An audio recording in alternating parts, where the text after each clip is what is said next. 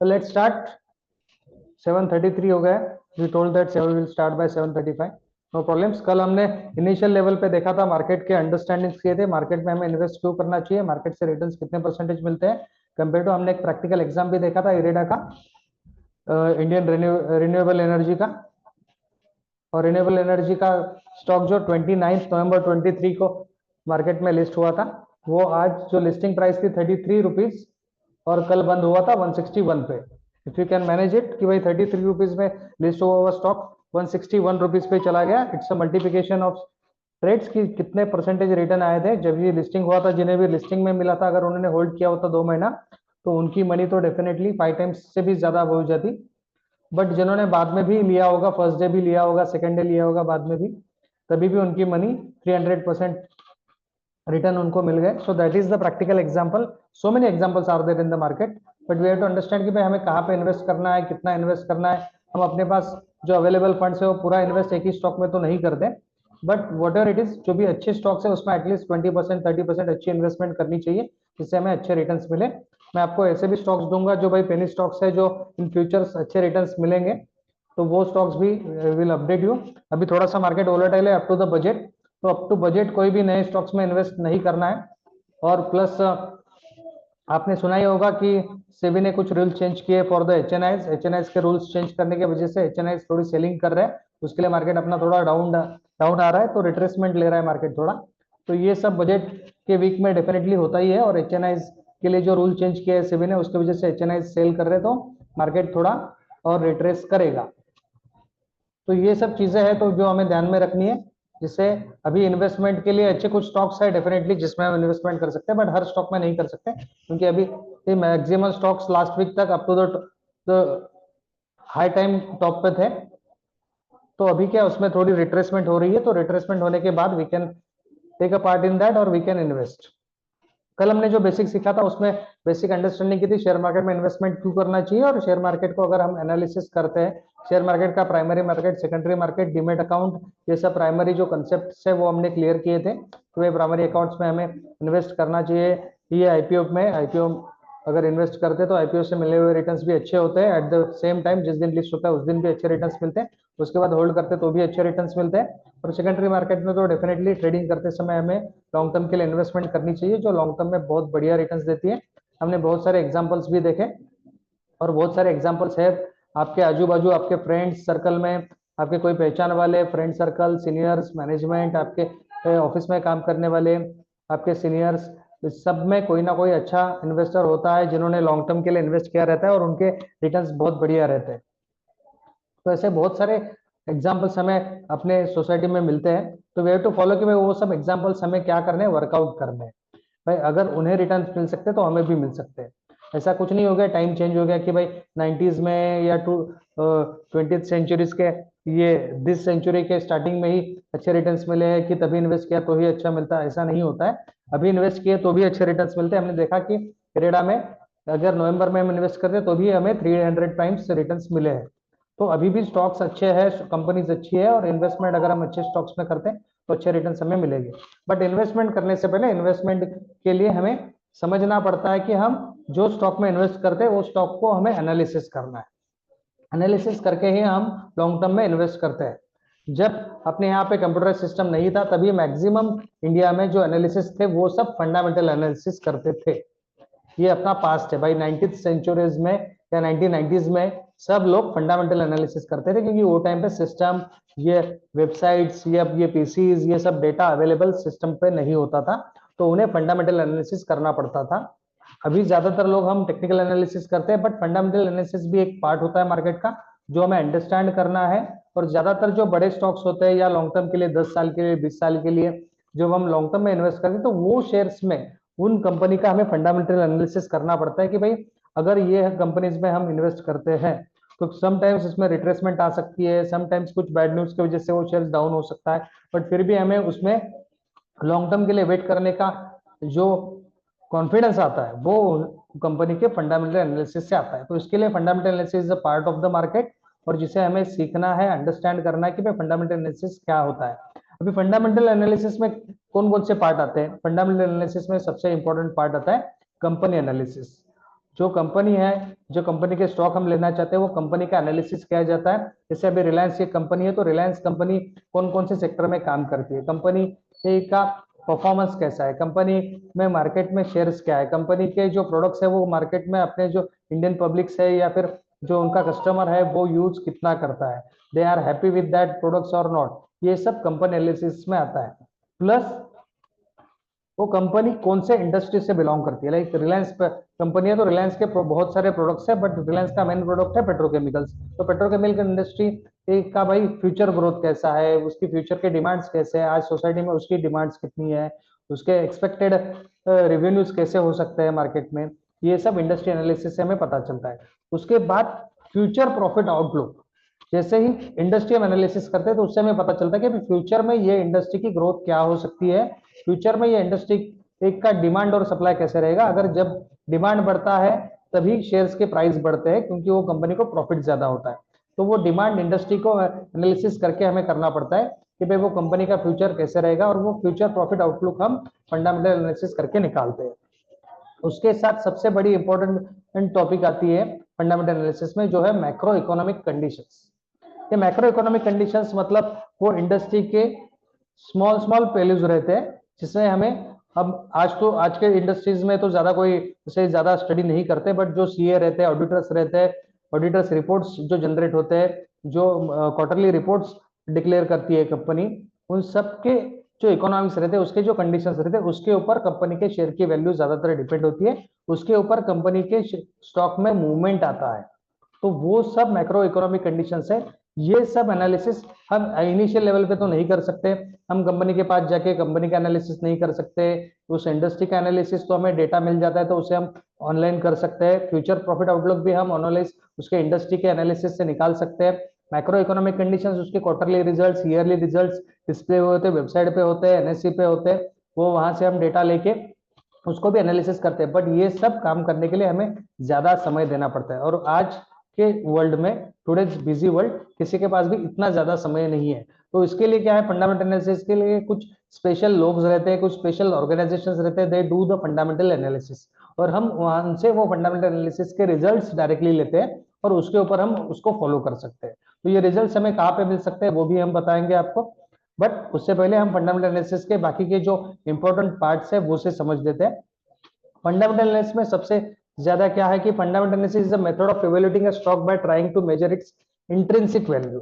Intrinsic value रहती है जो ओरिजिनल वैल्यू रहती है स्टॉक्स की, जो मार्केट में सेल हो रहा है वो तो सेलिंग वैल्यू रहती है, ये बिडिंग वैल्यू रहती है कि भाई मार्केट में जो लॉन्च हुआ था शेयर, उसके बाद उसकी ओरिजिनल वैल्यू क्या होनी चाहिए। तो हम उसे इवैल्यूएटिंग करते हैं एनालिसिस, फंडामेंटल एनालिसिस से कि भाई उसकी इंट्रिंसिक वैल्यू क्या होनी चाहिए। इसके लिए हमें क्या क्या करना पड़ता है, फंडामेंटल एनालिसिस करने के लिए हमें इकोनॉमिक्स पढ़नी पड़ती है, उस कंपनी की फाइनेंशियल अंडरस्टैंड करना पड़ता है, उसके अदर क्वालिटेटिव और क्वांटिटेटिव फैक्टर्स को वर्कआउट करना पड़ता है, उसके साथ हमें उसके माइक्रो इकोनॉमिक्स और माइक्रो इकोनॉमिक्स फैक्टर्स को भी पढ़ना पड़ता है। तो ये सब चीजें बहुत डिटेल वाली होती है और जिसके लिए ज्यादा समय लगता है, और ये जितना समय हम एक इंडिविजुअल ट्रेडर या रिटेल ट्रेडर्स नहीं निकाल सकता, बट जो कॉर्पोरेट लीडर्स होते हैं या कॉर्पोरेट कंपनीज होती है जो बड़े पैमाने पे इन्वेस्ट करती है, वो सब ये सब चीजें करती है। बट ये रिजल्ट्स हमें अभी आज रेडीमेड्स मिलते हैं बहुत सारी वेबसाइट्स है जहाँ पे, तो वहां से हमें वो रिजल्ट्स डायरेक्टली वर्कआउट करने हैं और वो रिजल्ट्स को फॉलो करना है, वो रिजल्ट्स को टैली करना है, अगर वो रिजल्ट्स हमारे पैमाने पे बैठते हैं तो ही हमें इन्वेस्ट करना है। उसके साथ as far as the short term is concern, the fundamental analysis can not be used. देखो ये हमने क्लियरली लिखा है क्योंकि फंडामेंटल एनालिसिस हम लॉन्ग टर्म के लिए करते हैं, जिस शेयर्स में, जिस कंपनी में हम 5 साल से ज्यादा टाइम के लिए इन्वेस्ट करना चाहते हैं, मिनिमम तो 2 साल, 2 साल के लिए भी आज कोई भी वेट नहीं करता है कि भाई मुझे 1 महीने में, 2 महीने में, 6 महीने में, बहुत सारे ऐसे शेयर है जिसमें 6 महीने में, 1 साल में अच्छे रिटर्न्स मिलते हैं, तो ज्यादातर 2 साल के लिए क्यों वेट करें। बट फिर भी there are so many stocks are Indian market जो 2 साल के बाद भी अच्छे रिटर्न देते हैं। कोई भी कंपनीज है, लाइक यस बैंक है, जो बहुत बड़ा फॉल हुआ, 400 रुपए से 20 रुपए, 10 रुपए तक आया फॉल, बट 10 रुपए से वो शेयर अभी 2 साल से 10 से 20 के बीच में ही वर्कआउट कर रहा है। बट ये 2 साल के बाद भी, since last 2 years, yes bank की वैल्यू बहुत डाउन हो गई थी, बट अभी वो अच्छे वर्कआउट करके वापस बढ़ सकता है।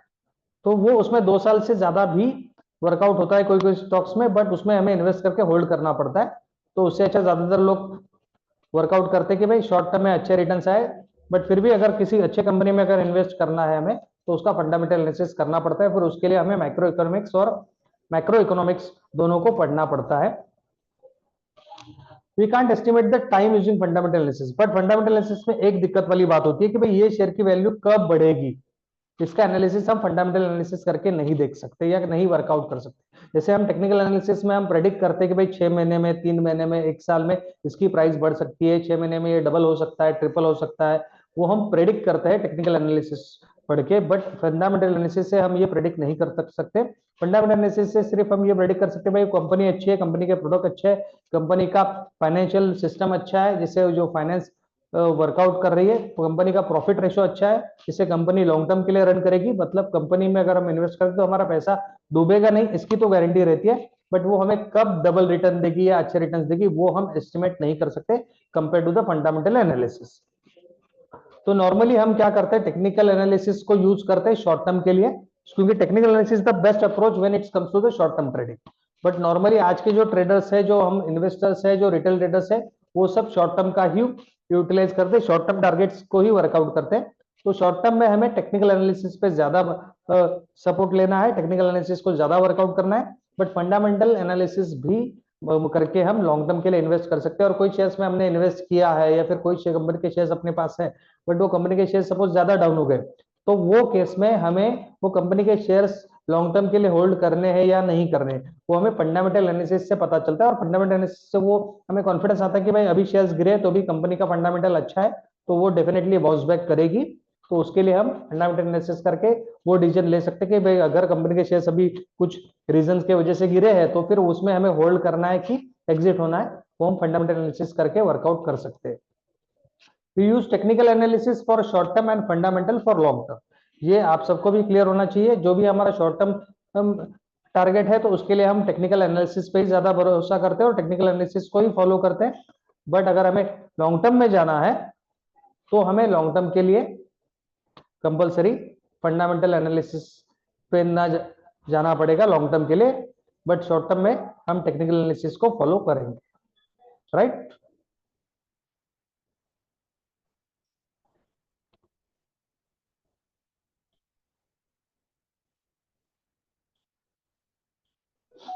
बट अभी फंडामेंटल एनालिसिस में क्या क्या आता है?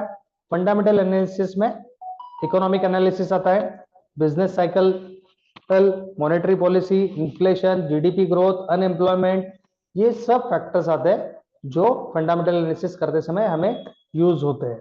बट ये सब तो हम नॉर्मली पब्लिक यूज नहीं करती है, बट फिर भी हमें पता होना चाहिए। इसके लिए हम ये पार्ट जो है शेयर मार्केट का है वो पढ़ रहे हैं, क्योंकि ये भी इंपॉर्टेंट है। पहले इंडिया में सबसे ज्यादा फंडामेंटल एनालिसिस ही होते थे और टीवी पे आके भी वही अपडेट्स देते थे। बट अभी तो क्या है, अभी सब टेक्निकल एनालिसिस के ऊपर हमें टारगेट्स देते हैं, वर्कआउट करते हैं।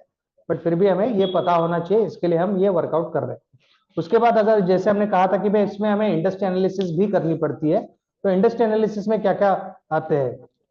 इंडस्ट्री एनालिसिस में आता है demand supply relationship, cost of structure, quality structure, company के जो प्रोडक्ट्स है उसकी क्वालिटी क्या है, उसका कॉस्ट क्या आ रहा है, डिमांड एंड सप्लाई रिलेशनशिप क्या है, ये सब चीजें इसमें आती है। तो ये सब चीजें हमें वर्कआउट करनी पड़ती है। स्मिथ जी, स्मिथ सर, एकतर तुमचा कॅमेरा ऑफ ठेवा किंवा मग तुम्ही शर्ट वगैरे घालून मीटिंगला येत जा सर। कसं आहे, आपल्या इथे बरेच स्टुडंट असतात, वी शुड मेक शुअर की बाबा आपण एक प्रोफेशनल स्कूल मध्ये किंवा प्रोफेशनल क्लासमध्ये ऍडमिशन घेतलंय, तर we should maintain our standards, we should maintain our standard. So that's why I request all, जो भी कैमरा ऑन रख रहे हैं, दे शुड मेक श्योर कि भाई they should wear a professional clothes with them, otherwise they should off their camera. It depends upon their individual decisions. Smith ji, I request you. Okay, company analysis. उसके बाद हमें industry analysis के साथ उसके company का भी एनालिसिस करना पड़ता है। जो expected earnings, dividends, fund positions, ये सब चीजें होती है। कंपनी का एक्सपेक्टेड अर्निंग क्या है, कंपनी व्हाट एक्सपेक्ट कर रही है, उसका बिजनेस कितना ग्रोथ होगा, कितने वर्कआउट होगा, कंपनी डिविडेंड्स क्या दे रही है। बहुत सारी कंपनीज है, टाटा की कंपनीज है जो डिविडेंड्स देती है, बट वो डिविडेंड्स कितना देती है, साल में एक बार देती है, 2 बार देती है, हर क्वार्टरली रिजल्ट्स पे देती है, उसके फंड्स की पोजीशंस क्या है, ये सब चीजें हमें फंडामेंटल एनालिसिस में वर्कआउट करनी पड़ती है। फंडामेंटल एनालिसिस को दो सिस्टम से हम एनालिसिस कर सकते हैं, टॉप डाउन अप्रोच और बॉटम अप अप्रोच, जो नॉर्मली इंडस्ट्री में यूज किया जाता है। टॉप डाउन अप्रोच में क्या होता है, investor first analysis the forecast the economic factors which is followed by the industry and companies. Top down approach में क्या होता है, the investor first analysis the forecast the economical factors.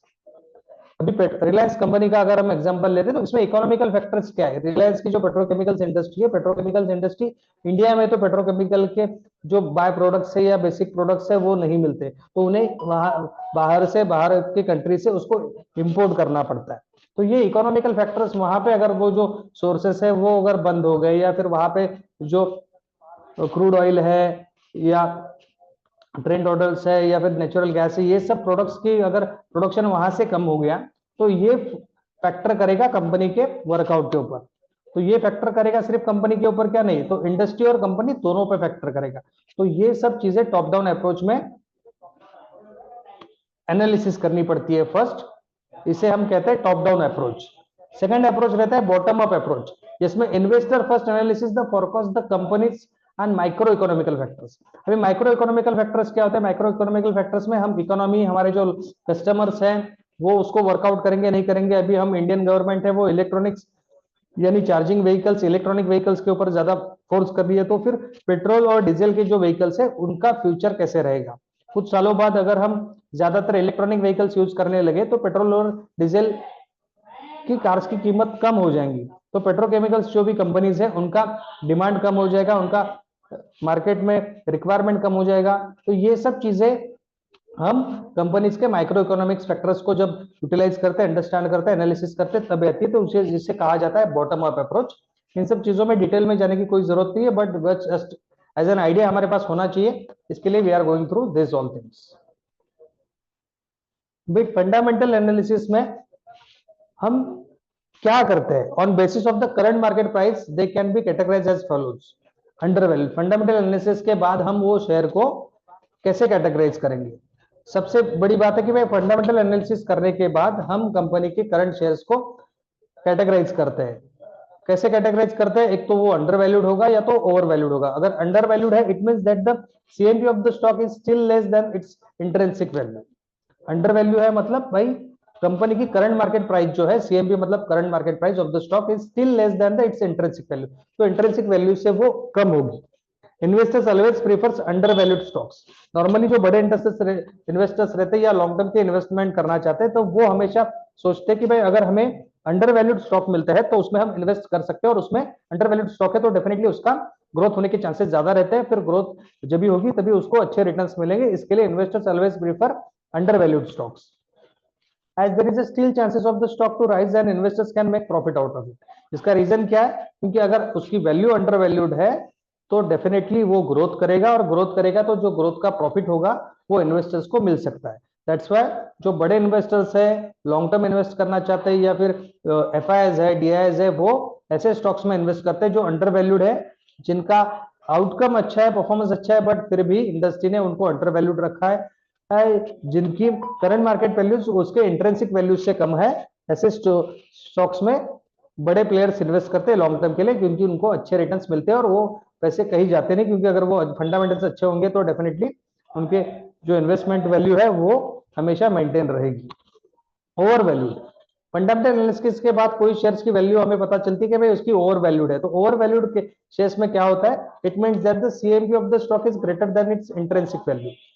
Current market price अगर उसके intrinsic value से ज्यादा है, मतलब सपोज अदानी शेयर्स की जो वैल्यू है उसके इंट्रिंसिक वैल्यू से ज्यादा है, ऐसा हिडनबर्ग का रिपोर्ट था लास्ट ईयर, राइट। तो उन्होंने कैसे कहा था कि भाई इन्होंने सब मैनेज किया है, इसके लिए इसके शेयर्स की वैल्यू बढ़ी है, व्हाटएवर इट इज, जो भी उन्होंने रिपोर्ट दिया था, तो उसके वजह से क्या हुआ, ओवर वैल्यूड शेयर से, ऐसा हिडनबर्ग का रिपोर्ट था, बट उसके वजह से क्या हुआ, वो शेयर्स की वैल्यू बहुत गिर गई। वो रिपोर्ट जब डिक्लेयर हुआ उसके बाद, लास्ट ईयर 25 जनवरी को रिजल्ट डिक्लेयर हुआ था, आपको याद होगा नहीं होगा पता नहीं, बट उसके बाद 25 जनवरी के बाद 31 जनवरी तक या फिर 1 फरवरी तक उसके शेयर्स बहुत डाउन हुए थे, अदानी के सभी शेयर्स।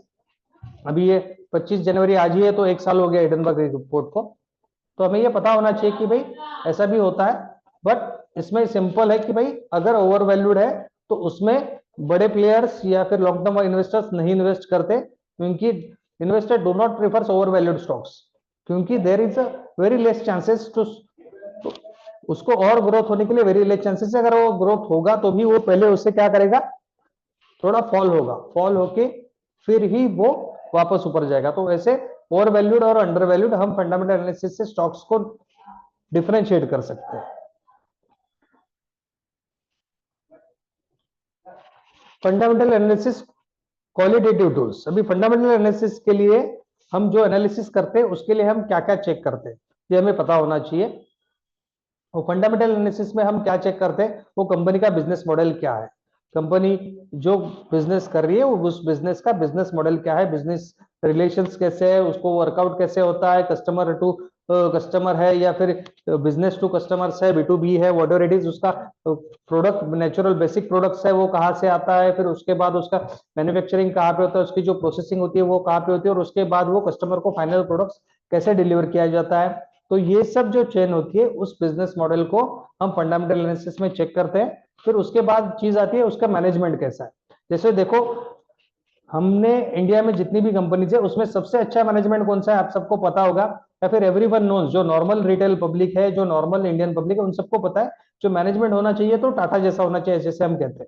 क्योंकि टाटा का भरोसा, Tata company has given that confidence for all Indians कि भाई टाटा का बिजनेस मैनेजमेंट बहुत बढ़िया है, जो हमें पता है। अगर कोई भी कंपनी में अगर हम आंख बंद करके इन्वेस्ट करना चाहते हैं तो हम सोचते हैं कि भाई टाटा में इन्वेस्ट करें, क्योंकि उनका मैनेजमेंट बहुत बढ़िया है, क्योंकि उन्होंने वो भरोसा जीता है इतने सालों से।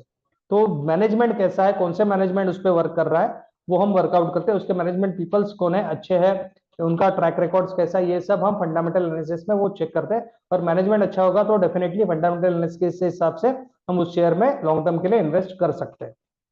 फिर कॉर्पोरेट गवर्नेंस कैसा है, उनका जो कॉर्पोरेट गवर्नेंस है वो कैसा है, उसमें कॉर्पोरेट गवर्नेंस में कौन कौन से उनके प्रोमोटर्स है जिन्होंने स्टेक लेके रखे हैं, तो प्रोमोटर्स की वैल्यू क्या है, प्रोमोटर्स कौन से सेक्टर से आ रहे हैं, FIs है, DIs है, ये हमें कॉर्पोरेट गवर्नेंस में चेक करना पड़ता है कि भाई कंपनी में जो इन्वेस्टमेंट आई है वो कहाँ से आई है, और उनके जो प्रोमोटर स्टेक है वो कितना है और कौन से कंपनियों के पास है। फिर transparency and stakeholders rights, company में जो भी ट्रांजेक्शन्स करती है, कंपनी के जो भी हाई लेवल पे रिकॉर्ड्स हो रहे हैं, हाई लेवल पे ट्रांजेक्शन्स हो रहे हैं, उसमें वो ट्रांसपेरेंसी मेंटेन कर रही है नहीं कर रही है, स्टेक होल्डर्स के राइट्स फॉलो कर रही है नहीं कर रही है, स्टेक होल्डर्स को उसका कुछ बेनिफिट मिल रहा है नहीं मिल रहा है, ये सब चीजें हमें फंडामेंटल एनालिसिस में वर्कआउट करनी पड़ती है। भाई कंपनी अगर कुछ अच्छा प्रॉफिट कमा रही है तो फिर वो उसका डिविडेंड लोगों को दे रही है रिटर्न में या नहीं दे रही है, वो प्रॉफिट को कंपनी कैसे यूटिलाइज कर रही है, ये सब चीजें हमें फंडामेंटल एनालिसिस में वर्कआउट करनी पड़ती है। उसके बाद वो कंपनी का मार्केट शेयर कितना है ये भी हमें चेक करना पड़ता है कि भी मार्केट शेयर मतलब मार्केट शेयर में इसकी वैल्यू कितनी है, मार्केट ग्रोथ कितना है। अभी जैसे हम लास्ट वीक में देखेंगे, लास्ट वीक में अदानी जी ने रिलायंस के टोटल मार्केट वैल्यू को क्रॉस किया था, उसके बाद वापस मुकेश अंबानी जी ने क्रॉस किया, तो डेफिनेटली वो मार्केट शेयर की वैल्यू, उनके शेयर्स की वैल्यू अगर बढ़ती है तो उसके बाद उनके मार्केट कैपिटल बढ़ जाता है, मार्केट कैपिटल बढ़ने की वजह से उनका टोटल मार्केट शेयर परसेंटेज में बढ़ जाता है। जैसे लास्ट ईयर अगर हम देखेंगे HDFC बैंक और HDFC life, HDFC finance, home finance, ये दोनों मर्ज होने के बाद HDFC की जो मार्केट शेयर है वो बाकी सब बैंकों से बढ़ गई, ये सब आपको पता होगा, राइट। क्यों बढ़ गई, क्योंकि HDFC का शेयर वैल्यू तो उतना ही रहा, बट HDFC का जो निफ्टी में स्टेक है, बैंक निफ्टी में स्टेक है, कंपेयर टू अदर्स सब में बढ़ गया। तो ये मार्केट शेयर्स कितना है ये भी हमें फंडामेंटल एनालिसिस में वर्कआउट करना पड़ता है। उसके बाद उसके इंडस्ट्री की ग्रोथ कितनी है, अगर हम रिलायंस लेते हैं, अदानी लेते हैं या फिर बैंक लेते हैं, तो बैंक में बैंकिंग इंडस्ट्री की ग्रोथ क्या है, बैंकिंग इंडस्ट्री की रिक्वायरमेंट क्या है। पहले इंडिया में ज्यादातर लोग कैश यूज करते थे, सब ज्यादातर ट्रांजेक्शन कैश में होते थे। अभी अभी जैसे ही एजुकेशन आया है लास्ट 5 साल से, मोदी जी की गवर्नमेंट आने के बाद मोदी जी ने ज्यादातर ऑनलाइन पेमेंट्स को तजुर्बा दिया है। तो ऑनलाइन पेमेंट्स, हम जो यंग जनरेशन है वो सब ऑनलाइन पेमेंट्स करने लगी है, तो उससे क्या हो रहा है, तो इंडस्ट्री की ग्रोथ हो रही है ऑनलाइन पेमेंट्स की। तो ये बैंकिंग सेक्टर के लिए अच्छा है, क्योंकि हमारा जो पेमेंट है वो बैंक से ही ऑनलाइन ट्रांजेक्शन में यूज होता है। तो वो इंडस्ट्री की ग्रोथ इन फ्यूचर में कैसी है ये हम एनालिसिस करते हैं फंडामेंटल बेसिस के ऊपर, उसके हिसाब से उसको वर्कआउट करते कि भाई वो कंपनी की ग्रोथ आगे क्या होगी, और इसके लिए अगर हमें लॉन्ग टर्म में इन्वेस्ट करना है तो करना है या नहीं करना है, ये डिसीजन हम चेक करने के लिए ये सब पैमाने पे कंपनी का एनालिसिस करते हैं। उसके लिए अब अगर हमें ये सब एनालिसिस करना है, business model, management, corporate governance, transparency, stakeholder rights, market share, industry growth, उसके लिए हमें क्या करना पड़ेगा? कंपनी की बैलेंस शीट चेक करनी पड़ेगी, कंपनी के current assets and liabilities check करने पड़ेंगे, कंपनी का द करंट रेशो चेक करना पड़ेगा, फाइनेंशियल पोजीशन और बुक वैल्यू चेक करनी पड़ेगी। ये सब वर्ड्स कहीं पे आपने सुने होंगे। बैलेंस शीट तो हमने बहुत बार सुना होगा, नॉर्मली हर पब्लिक, हर कंपनी ऑफिस में बैलेंस शीट का यूटिलाइजेशन होता है। बट कंपनी की करंट एसेट्स क्या है, लायबिलिटीज क्या है, द करंट रेशियो क्या है, फाइनेंशियल पोजीशन क्या है कंपनी की, और कंपनी के शेयर की बुक वैल्यू क्या है, ये सब चीजें भी हमें वर्कआउट करनी पड़ती है, जो हमें कंपनी के बैलेंस शीट से या क्वार्टरली रिजल्ट से पता चलता है कि भाई कंपनी की बैलेंस शीट कैसी है, कंपनी प्रॉफिट में है, लॉस में है, कंपनी के पास कितने लोन्स है, कंपनी ने कहाँ से वो लोन लिए हैं, कंपनी उसको रीपेमेंट करने के लिए क्या प्लान्स कर रही है, कैसे वर्कआउट कर रही है, कंपनी के एसेट्स कितने हैं, उसकी कंपनी के ऊपर लायबिलिटीज कितनी है, कंपनी ने लोन कितना लिया है, ये सब चीजें भी हमें फंडामेंटल एनालिसिस में एनालिसिस करनी पड़ती है। कंपनी का करंट रेशियो क्या है और कंपनी की फाइनेंशियल पोजीशन कैसी है और कंपनी के शेयर वैल्यू की बुक वैल्यू क्या है। बुक वैल्यू एक एक नई टर्म्स है, शायद बहुत सारे नए ट्रेडर्स है उनको नहीं पता होगा कि बुक वैल्यू एक टर्म होती है शेयर मार्केट में जो बहुत ज्यादा इंपॉर्टेंट होती है, बट सारे को ये पता नहीं होती कि भाई बुक वैल्यू क्या होती है। तो बुक वैल्यू क्या होती है हम देखेंगे, एक मिनट।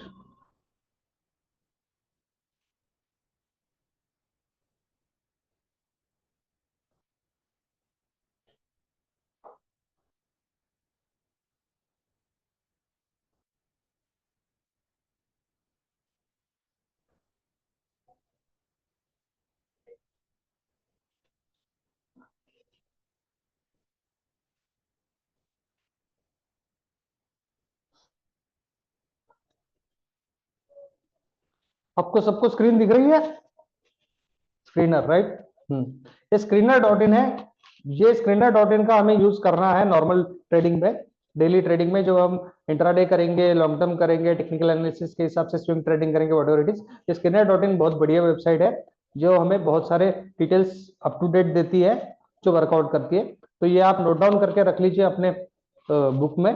स्क्रीनर डॉट इन ये वेबसाइट हमें ज्यादातर यूज करनी है, इससे हमें बहुत सारे रिपोर्ट्स रेडीमेड मिल जाते हैं। अभी हमने इसमें जो भी फंडामेंटल एनालिसिस के पॉइंट्स देखे, वो सब पॉइंट्स यहाँ पे मेंशन किए होते हैं।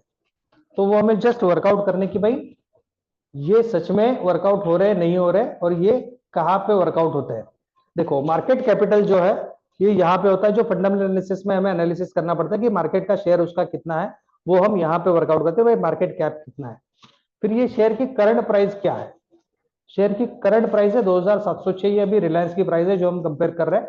बट उसका जो बुक वैल्यू हमने ये अभी टर्म्स पढ़ा, तो बुक वैल्यू क्या है, ये बुक वैल्यू है 1110 रुपया। मतलब कंपनी के बुक्स के हिसाब से, रिकॉर्ड्स के हिसाब से इस शेयर की वैल्यू होनी चाहिए 1110। बट कंपनी के मार्केट में डिमांड ज्यादा है और सप्लाई कम, क्योंकि शेयर्स तो लिमिटेड होते हैं, सेबी के रूल के हिसाब से शेयर्स आप अलॉट कर सकते हो, तो उसके वजह से सप्लाई लिमिटेड होती है, उसकी वजह से ये शेयर्स की वैल्यू बढ़ के 2706 हुई है। तो हमें ये बुक वैल्यू हमेशा देखनी पड़ती है जब हम लॉन्ग टर्म को ध्यान में रखते हैं। लॉन्ग टर्म का अगर हम इन्वेस्टमेंट सोच रहे हैं तो इसकी बुक वैल्यू कम से कम अच्छी होनी चाहिए, एटलीस्ट मिनिमम। तो उसमें डेफिनेटली हमें अच्छे रिटर्न्स मिलते हैं। उसके बाद उसका स्टॉक का पीई रेशियो आता है, जो हमें आगे पढ़ना है। पीई रेशियो क्या होता है, डिविडेंड यील्ड्स हमने देखा कि भाई डिविडेंड यील्ड्स भी एक पार्ट होता है फंडामेंटल एनालिसिस का, जो हमें आगे देखना है। ROE, face value. Face value ये चीज रहती है भाई, जब कंपनी ने अपने शेयर्स लॉन्च किए होते हैं, जब सेबी नहीं था 1989 से पहले, उससे पहले के जो इंडिया के शेयर्स थे उसकी फेस वैल्यू 100 रुपीज होती थी। बट 1989 में जब सेबी गवर्नमेंट ने फॉर्म किया सेबी ऑर्गेनाइजेशंस को, और 92 में जब हमने एनएससी की एस्टेब्लिशमेंट की, तो उसके बाद से एनएससी ने हर कंपनी के लिए रूल्स रेगुलेशंस निकाले, उसमें फेस वैल्यू मैक्सिमम 10 रुपीज ही होगी, ये फाइनल किया। 10 रुपीज से कम हो सकती है, बट अभी जो नए शेयर्स लॉन्च होते हैं उसकी वैल्यू, फेस वैल्यू 10 रुपए से ज्यादा नहीं होती। दैट इज द मीन कि भाई वो इंपॉर्टेंट वैल्यू होती है शेयर्स की, जो minimum value what we can expect कि भाई ये नॉर्मल वैल्यू के हिसाब से कॉन्ट्रैक्ट किया रहता है कंपनी ने, जब सेबी के पास वो अप्लाई करते हैं शेयर्स होल्डिंग के लिए, फिर आईपीओ के लिए, तभी ये जो फेस वैल्यू रहती है, ये फेस वैल्यू के साथ ही सब कंपनीज को सेबी के पास अप्लाई करना पड़ता है। बट वो डिपेंड्स अपॉन, बाद में वो स्प्लिट होने के बाद इसकी फेस वैल्यू भी कम हो जाती है। बट ऐसे बहुत सारे शेयर्स मिलेंगे हमें जिनकी फेस वैल्यू स्प्लिट हो गई है, वो भी हम आगे जाके देखेंगे। बट ये सब चीजें screener.in पे हमें मिलती है फंडामेंटल एनालिसिस के लिए भी और टेक्निकल एनालिसिस के लिए भी। तो screener.in आपको नोट डाउन करना है और ये आपके ब्राउजर में होना चाहिए, आपके नोटबुक में होना चाहिए और इसका आपको डेली यूज करना है। इसमें बहुत अच्छी इंफॉर्मेशन हमें मिलती है।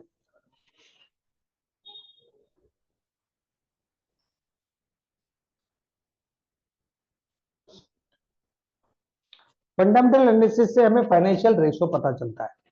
अभी फाइनेंशियल रेशो में हमने क्या क्या देखा, जो वो screener.in वेबसाइट पे हमने देखा कि अर्निंग पर शेयर कितना है, अर्निंग पर शेयर कितना है, प्रॉफिट टू अर्निंग रेशो क्या है, पी रेशो यहां पे हमने देखा था।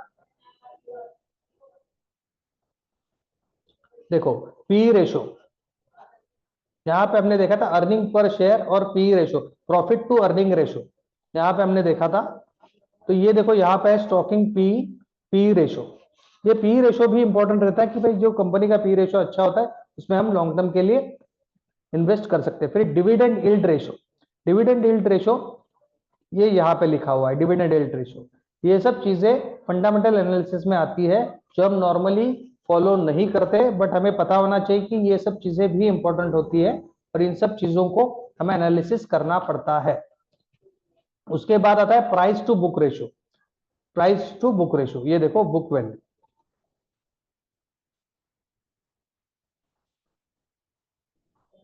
तो ये प्राइस टू बुक रेशो यहाँ पे नहीं होता है, दैट इज ओके, ये बुक वैल्यू अलग है, दैट इज ओके। डेब्ट टू इक्विटी रेशो ये भी इंपॉर्टेंट रहता है।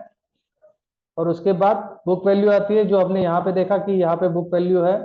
उसके बाद आरओई और आरओसी, आरओसी 9.14% है और ROE that is important, ROE और आरओसी। उसके बाद उसकी फेस वैल्यू, ये सब चीजें हमें फंडामेंटल एनालिसिस में वर्कआउट करनी पड़ती है। तो ये सब फंडामेंटल एनालिसिस करने के बाद हमें पता चलता है कि भाई ये कंपनी का अर्निंग्स पर शेयर कितना है, प्रॉफिट टू अर्निंग रेशियो कितना है, डिविडेंड यील्ड कितना है। डिविडेंड यील्ड मैक्सिमम जो डिविडेंड सबसे ज्यादा देते हैं उसमें ज्यादा रहता है, जैसे टाटा के शेयर्स ले लो, वेदांता ले लो, ऐसे बहुत सारे शेयर्स है जो बहुत ज्यादा डिविडेंड देते हैं, साल में 3 बार 4 बार शेयर्स डिविडेंड देते हैं। तो वो हमें पता होना चाहिए कि भाई कौन से शेयर्स है कितना डिविडेंड देते हैं, तो वो पता चले। ये देखो अभी screener.in पे ये नॉर्मल रिफाइनरीज कंपनी का कंपैरिजन इन्होंने दिया है, क्योंकि हमने रिलायंस सर्च किया था तो रिलायंस के साथ वो उन्होंने रिफाइनरीज कंपनी का कंपैरिजन करके हमें बताया कि भाई उसका मार्केट कैपिटल कितना है, डिविडेंड यील्ड कितना देता है। तो डिविडेंड यील्ड ज्यादा देने वाली कंपनी मतलब जो डिविडेंड हर साल हमें एक्स्ट्रा देती है वो कंपनीज रहती है। तो ये डिविडेंड यील्ड भी इंपॉर्टेंट रहता है और ये पी रेशो है वो भी इंपॉर्टेंट रहता है, दैट जो हमें यहाँ पे मिल रहा है। ये सब चीजें बहुत इंपॉर्टेंट रहती है फंडामेंटल एनालिसिस के हिसाब से, तो इन सबको हमें ध्यान में रखना है। तो ये सब चीजें हमें वर्कआउट करनी है। उसके बाद फंडामेंटल एनालिसिस टूल्स के हिसाब से हम अर्निंग पर शेयर निकालते हैं, जो हमने यहाँ पे देखा अर्निंग पर शेयर। अर्निंग पर शेयर मतलब ईपीएस वैल्यू रहती है, ईपीएस वैल्यू निकालना इंपॉर्टेंट रहता है, क्योंकि ईपीएस वैल्यू से पता चलता है कि भाई higher the EPS better the stock for the investment. EPS value जैसे हम पता करते हैं, ईपीएस वैल्यू वर्कआउट करने के लिए एक फॉर्मूला है जो से कंपनी का net income of the company या divided by orange outstanding shares, इसमें हम निकालते हैं। बट ये है कि हमें वर्कआउट नहीं करना पड़ता, ये कैलकुलेशन नहीं करना पड़ता, ये अभी ज्यादातर वेबसाइट से जो हमें ये रेडीमेड देती है। But we should have an idea कि भाई कंपनी में जिस कंपनी का ईपीएस ज्यादा है उस कंपनी में हम इन्वेस्ट कर सकते हैं। तो ये सब हमें वर्कआउट करना है लॉन्ग टर्म के लिए। उसके बाद डिविडेंड यील्ड्स हमने देखा था, यहाँ पे हमने देखा कि भाई डिविडेंड यील्ड्स है, ये रिलायंस तो डिविडेंड बहुत कम देती है, बट ऐसी बहुत सारी कंपनीज है जो ज्यादा डिविडेंड्स देती है, तो उनको भी हम फॉलो कर सकते हैं। बट उसके लिए we should have an idea कि भाई हमें डिविडेंड देने वाली कंपनियों को वर्कआउट करना पड़ेगा, बट वो भी इंपॉर्टेंट रहता है जो डिविडेंड यील्ड मिलता है हमें। ये सब हो गया फंडामेंटल एनालिसिस। हमें normally fundamental analysis long term के लिए करना है, जिनके लिए 5 इयर्स मिनिमम 2 साल से अबोव का इन्वेस्टमेंट का अगर हमारा टारगेट है तो उन सब के लिए हम ये फंडामेंटल एनालिसिस करेंगे। बट हर कोई 5 साल या 2 साल के लिए लॉन्ग टर्म के लिए नहीं सोचता है। बहुत ज्यादा इन्वेस्टर्स होते हैं वो शॉर्ट टर्म का सोचते हैं, शॉर्ट टर्म टारगेट्स वर्कआउट करते हैं। तो शॉर्ट टर्म टारगेट्स में भी हमें वर्कआउट करना है, तो शॉर्ट टर्म्स के लिए हम क्या यूज करेंगे, टेक्निकल एनालिसिस को यूज करेंगे। ये फंडामेंटल एनालिसिस का जो पार्ट है वो हमने इनिशियल सिर्फ आउटलुक देखा, उसके इंपॉर्टेंस समझे और उसके जो फंक्शंस है उन सब का हमने सिर्फ इंट्रोडक्शन लिया। इसमें हम डिटेल्स में नहीं गए, क्योंकि अभी ज्यादातर इंडिया में जो इन्वेस्टर्स है वो फंडामेंटल एनालिसिस से ज्यादा टेक्निकल एनालिसिस को फॉलो करते हैं। हर एक का टारगेट शॉर्ट टर्म होता है, तो शॉर्ट टर्म में हमें फंडामेंटल एनालिसिस का यूज नहीं होता है। फंडामेंटल एनालिसिस हम सिर्फ लॉन्ग टर्म के लिए यूज करते हैं, बट जो कॉन्सेप्ट है वो हमें क्लियर होनी चाहिए, उसके लिए हमने वो फंडामेंटल एनालिसिस का नॉलेज और अंडरस्टैंडिंग सिर्फ ओवरव्यू किया, सिर्फ समझ के लिया कि भाई वो सब चीजें होती है, ये सब चीजें आपको पता होनी चाहिए। अगर आपने शेयर मार्केट का कोर्स किया है तो आपके पास ये सब चीजों की जानकारी होना जरूरी है। इसके लिए ये सब चीजें सिर्फ आपको समझाई गई है, इन सबको फॉलो नहीं करना है, उन सबके कैलकुलेशंस को टैली करते नहीं बैठना है। इंपॉर्टेंट है कि हमें टेक्निकल एनालिसिस करके टेक्निकल एनालिसिस के ऊपर हमें काम करना है। तो मार्केट में टेक्निकल एनालिसिस के ऊपर क्या क्या होता है, हमारे यहाँ पे हम टीवी लगा के बैठते हैं, तो टीवी लगा के बैठने के ऊपर कोई भी अगर बिजनेस चैनल हम लगाते हैं, जी बिजनेस है, सीएनबीसी आवाज है, तो कोई भी चैनल अगर हम लगाते हैं तो उस चैनल लगाने के बाद हमारे सामने जो भी एनालिसिस आते हैं वो हमें कुछ स्टॉक्स सजेस्ट करते हैं कि भाई ये स्टॉक में ये अच्छी मूवमेंट है, ये मूवमेंट के हिसाब से इसका ये टारगेट है, इसका ये स्टॉप लॉस है, ये इतना मूव हो सकता है। ये सब वो टेक्निकल एनालिसिस करते हैं। तो वो टेक्निकल एनालिसिस कैसे करते हैं ये हमें समझना है। आप भी एक अच्छा एनालिसिस्ट बन सकते हो, बट उसके लिए आपको चार्ट की लैंग्वेज समझनी होगी। टेक्निकल एनालिसिस में सबसे इंपॉर्टेंट पार्ट होता है एक तो प्राइस एक्शन और दूसरा बात होता है चार्ट एक्शन। चार्ट के जो पैटर्न्स होते हैं उनको समझना पड़ता है। चार्ट्स के पैटर्न समझने के लिए हमें चार्ट अंडरस्टैंड होना चाहिए, चार्ट्स को रीड करने आना चाहिए। चार्ट्स को अगर हम रीड करने लगे, चार्ट्स को अगर हम अच्छी तरह से समझने लगे, तो वो सब चीजें हमें टेक्निकल एनालिसिस करने में हेल्प करती है। और यही चीजें हमें टेक्निकल एनालिसिस के हिसाब से कॉन्फिडेंस देती है कि भाई हमें इस शेयर्स में कब एंट्री करनी है, कब एग्जिट लेना है। अगर ये स्टॉक्स कुछ न्यूज के वजह से या गवर्नमेंट पॉलिसीज के वजह से अपने एक्सपेक्टेड व्यूज या ट्रेंड में नहीं गया, तो उसमें हमें कहाँ पे एग्जिट लेना है, कहाँ पे स्टॉप लॉस लगाना है, ये सब चीजें हमें टेक्निकल एनालिसिस से पता चलती है। इसके लिए technical analysis is a most important part of a today's trading industry. India में या फिर वर्ल्ड में कहीं पे भी जो भी टेक्निकल एनालिसिस ट्रेडिंग होती है उन सब में सबसे ज्यादा इंपॉर्टेंट पार्ट है टेक्निकल एनालिसिस में प्राइस एक्शन और चार्ट पैटर्न्स। ज्यादातर टेक्निकल एनालिसिस में हम चार्ट पैटर्न्स को ही फॉलो करते हैं। चार्ट पैटर्न्स को पहले तो चार्ट में फाइंड आउट करते हैं, उसके लिए फाइंड आउट करने के लिए हमें चार्ट पैटर्न्स पता होने चाहिए। चार्ट पैटर्न्स पता होने के लिए हमें चार्ट पैटर्न्स को समझना पड़ेगा, चार्ट पैटर्न्स को अंडरस्टैंड करना पड़ेगा। चार्ट पैटर्न्स की एक लैंग्वेज होती है जो हमें समझनी पड़ेगी, और वो लैंग्वेज जिस दिन हमें समझ में आ गई, जिस दिन हम उससे फैमिलियर हुए, ऐसा रहता है एक नॉर्मल लैंग्वेज है। जैसे हम पहले हर एक की यहाँ पे तो मदर टंग इंग्लिश नहीं होगी, हर एक की मदर टंग अलग होगी, किसी की मराठी होगी, किसी की हिंदी होगी, किसी की गुजराती हो सकती है, तो वॉट एवर इट इज, कोई मलयालम हो सकता है, कोई कन्नड़ हो सकता है, बट अपनी मदर टंग तो हम घर में सब बोलते हैं, तो हमें वो बचपन से समझ में आने लगती है और हम उसमें बात करने लगते हैं। बट जैसे हम स्कूल में जाते हैं तो तभी हमें इंग्लिश नहीं आती है, बट हम उसको सीखते हैं और सीखने के बाद हम इंग्लिश में फ्लुएंट हो जाते हैं। तो सेम थिंग चार्ट पैटर्न्स के लिए है। ये जो चार्ट्स है जो हमें रीड करने हैं टेक्निकल एनालिसिस के हिसाब से, उन चार्ट्स की लैंग्वेज को हमें समझना पड़ेगा, चार्ट्स के बिहेवियर को समझना पड़ेगा। जो चार्ट्स हमारे सामने आ रहा है, जो चार्ट्स अपने सामने बन रहा है, उस चार्ट्स का मीनिंग क्या है। चार्ट एक डिजाइन होता है, डायग्राम होता है, तो वो डायग्राम हमें कुछ कहता है, वो हमें समझना पड़ेगा। चार्ट्स जो बता रहा है उसको अगर हम समझ पाए तो उसके हिसाब से हम उसको ट्रेड कर सकते हैं, और वो ट्रेडिंग ही हमें अच्छा प्रोफेशनल प्रॉफिटेबल ट्रेडर बनाती है। उसके लिए हमें ये टेक्निकल एनालिसिस के पार्ट्स को फॉलो करना है। उसके बाद हम टेक्निकल एनालिसिस में इंडिकेटर्स का यूज करते हैं। इंडिकेटर्स का यूज देखो, नॉर्मली ज्यादा इंडिकेटर्स का यूज नहीं करना है किसी भी नॉर्मल ट्रेडर के लिए। कोई भी प्रोफेशनल ट्रेडर्स हो वो भी मल्टीपल इंडिकेटर्स को यूज करके ट्रेडिंग नहीं करता है, और जो अच्छे ट्रेडर्स है, प्रॉफिटेबल ट्रेडर्स है, वो भी ज्यादातर इंडिकेटर्स को यूज नहीं करते। अभी आप कहोगे कि भाई मार्केट में इतने सारे हजारों इंडिकेटर्स है और आप कह रहे हो सर कि इंडिकेटर्स को यूज नहीं करना है। इंडिकेटर्स को यूज नहीं करना है ऐसा नहीं है, उसका सिर्फ हमें सपोर्ट लेना है, और ज्यादातर 2 या 3 इंडिकेटर्स को ही फॉलो करना है। मार्केट में 10-25 नहीं, कम से कम 10,000 इंडिकेटर्स है अलग अलग।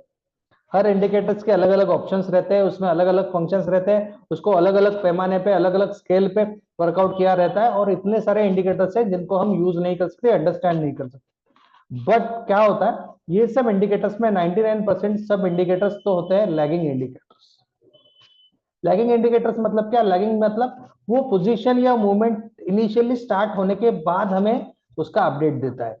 तो वो भी ठीक है भाई, अपडेट देने के बाद भी मार्केट एक जो ट्रेंड फॉलो करती है तो उसको फॉलो करती है, तो उसके हिसाब से उसमें हम कुछ पैमाने में कुछ परसेंटेज में प्रॉफिट निकाल सकते हैं डेफिनेटली।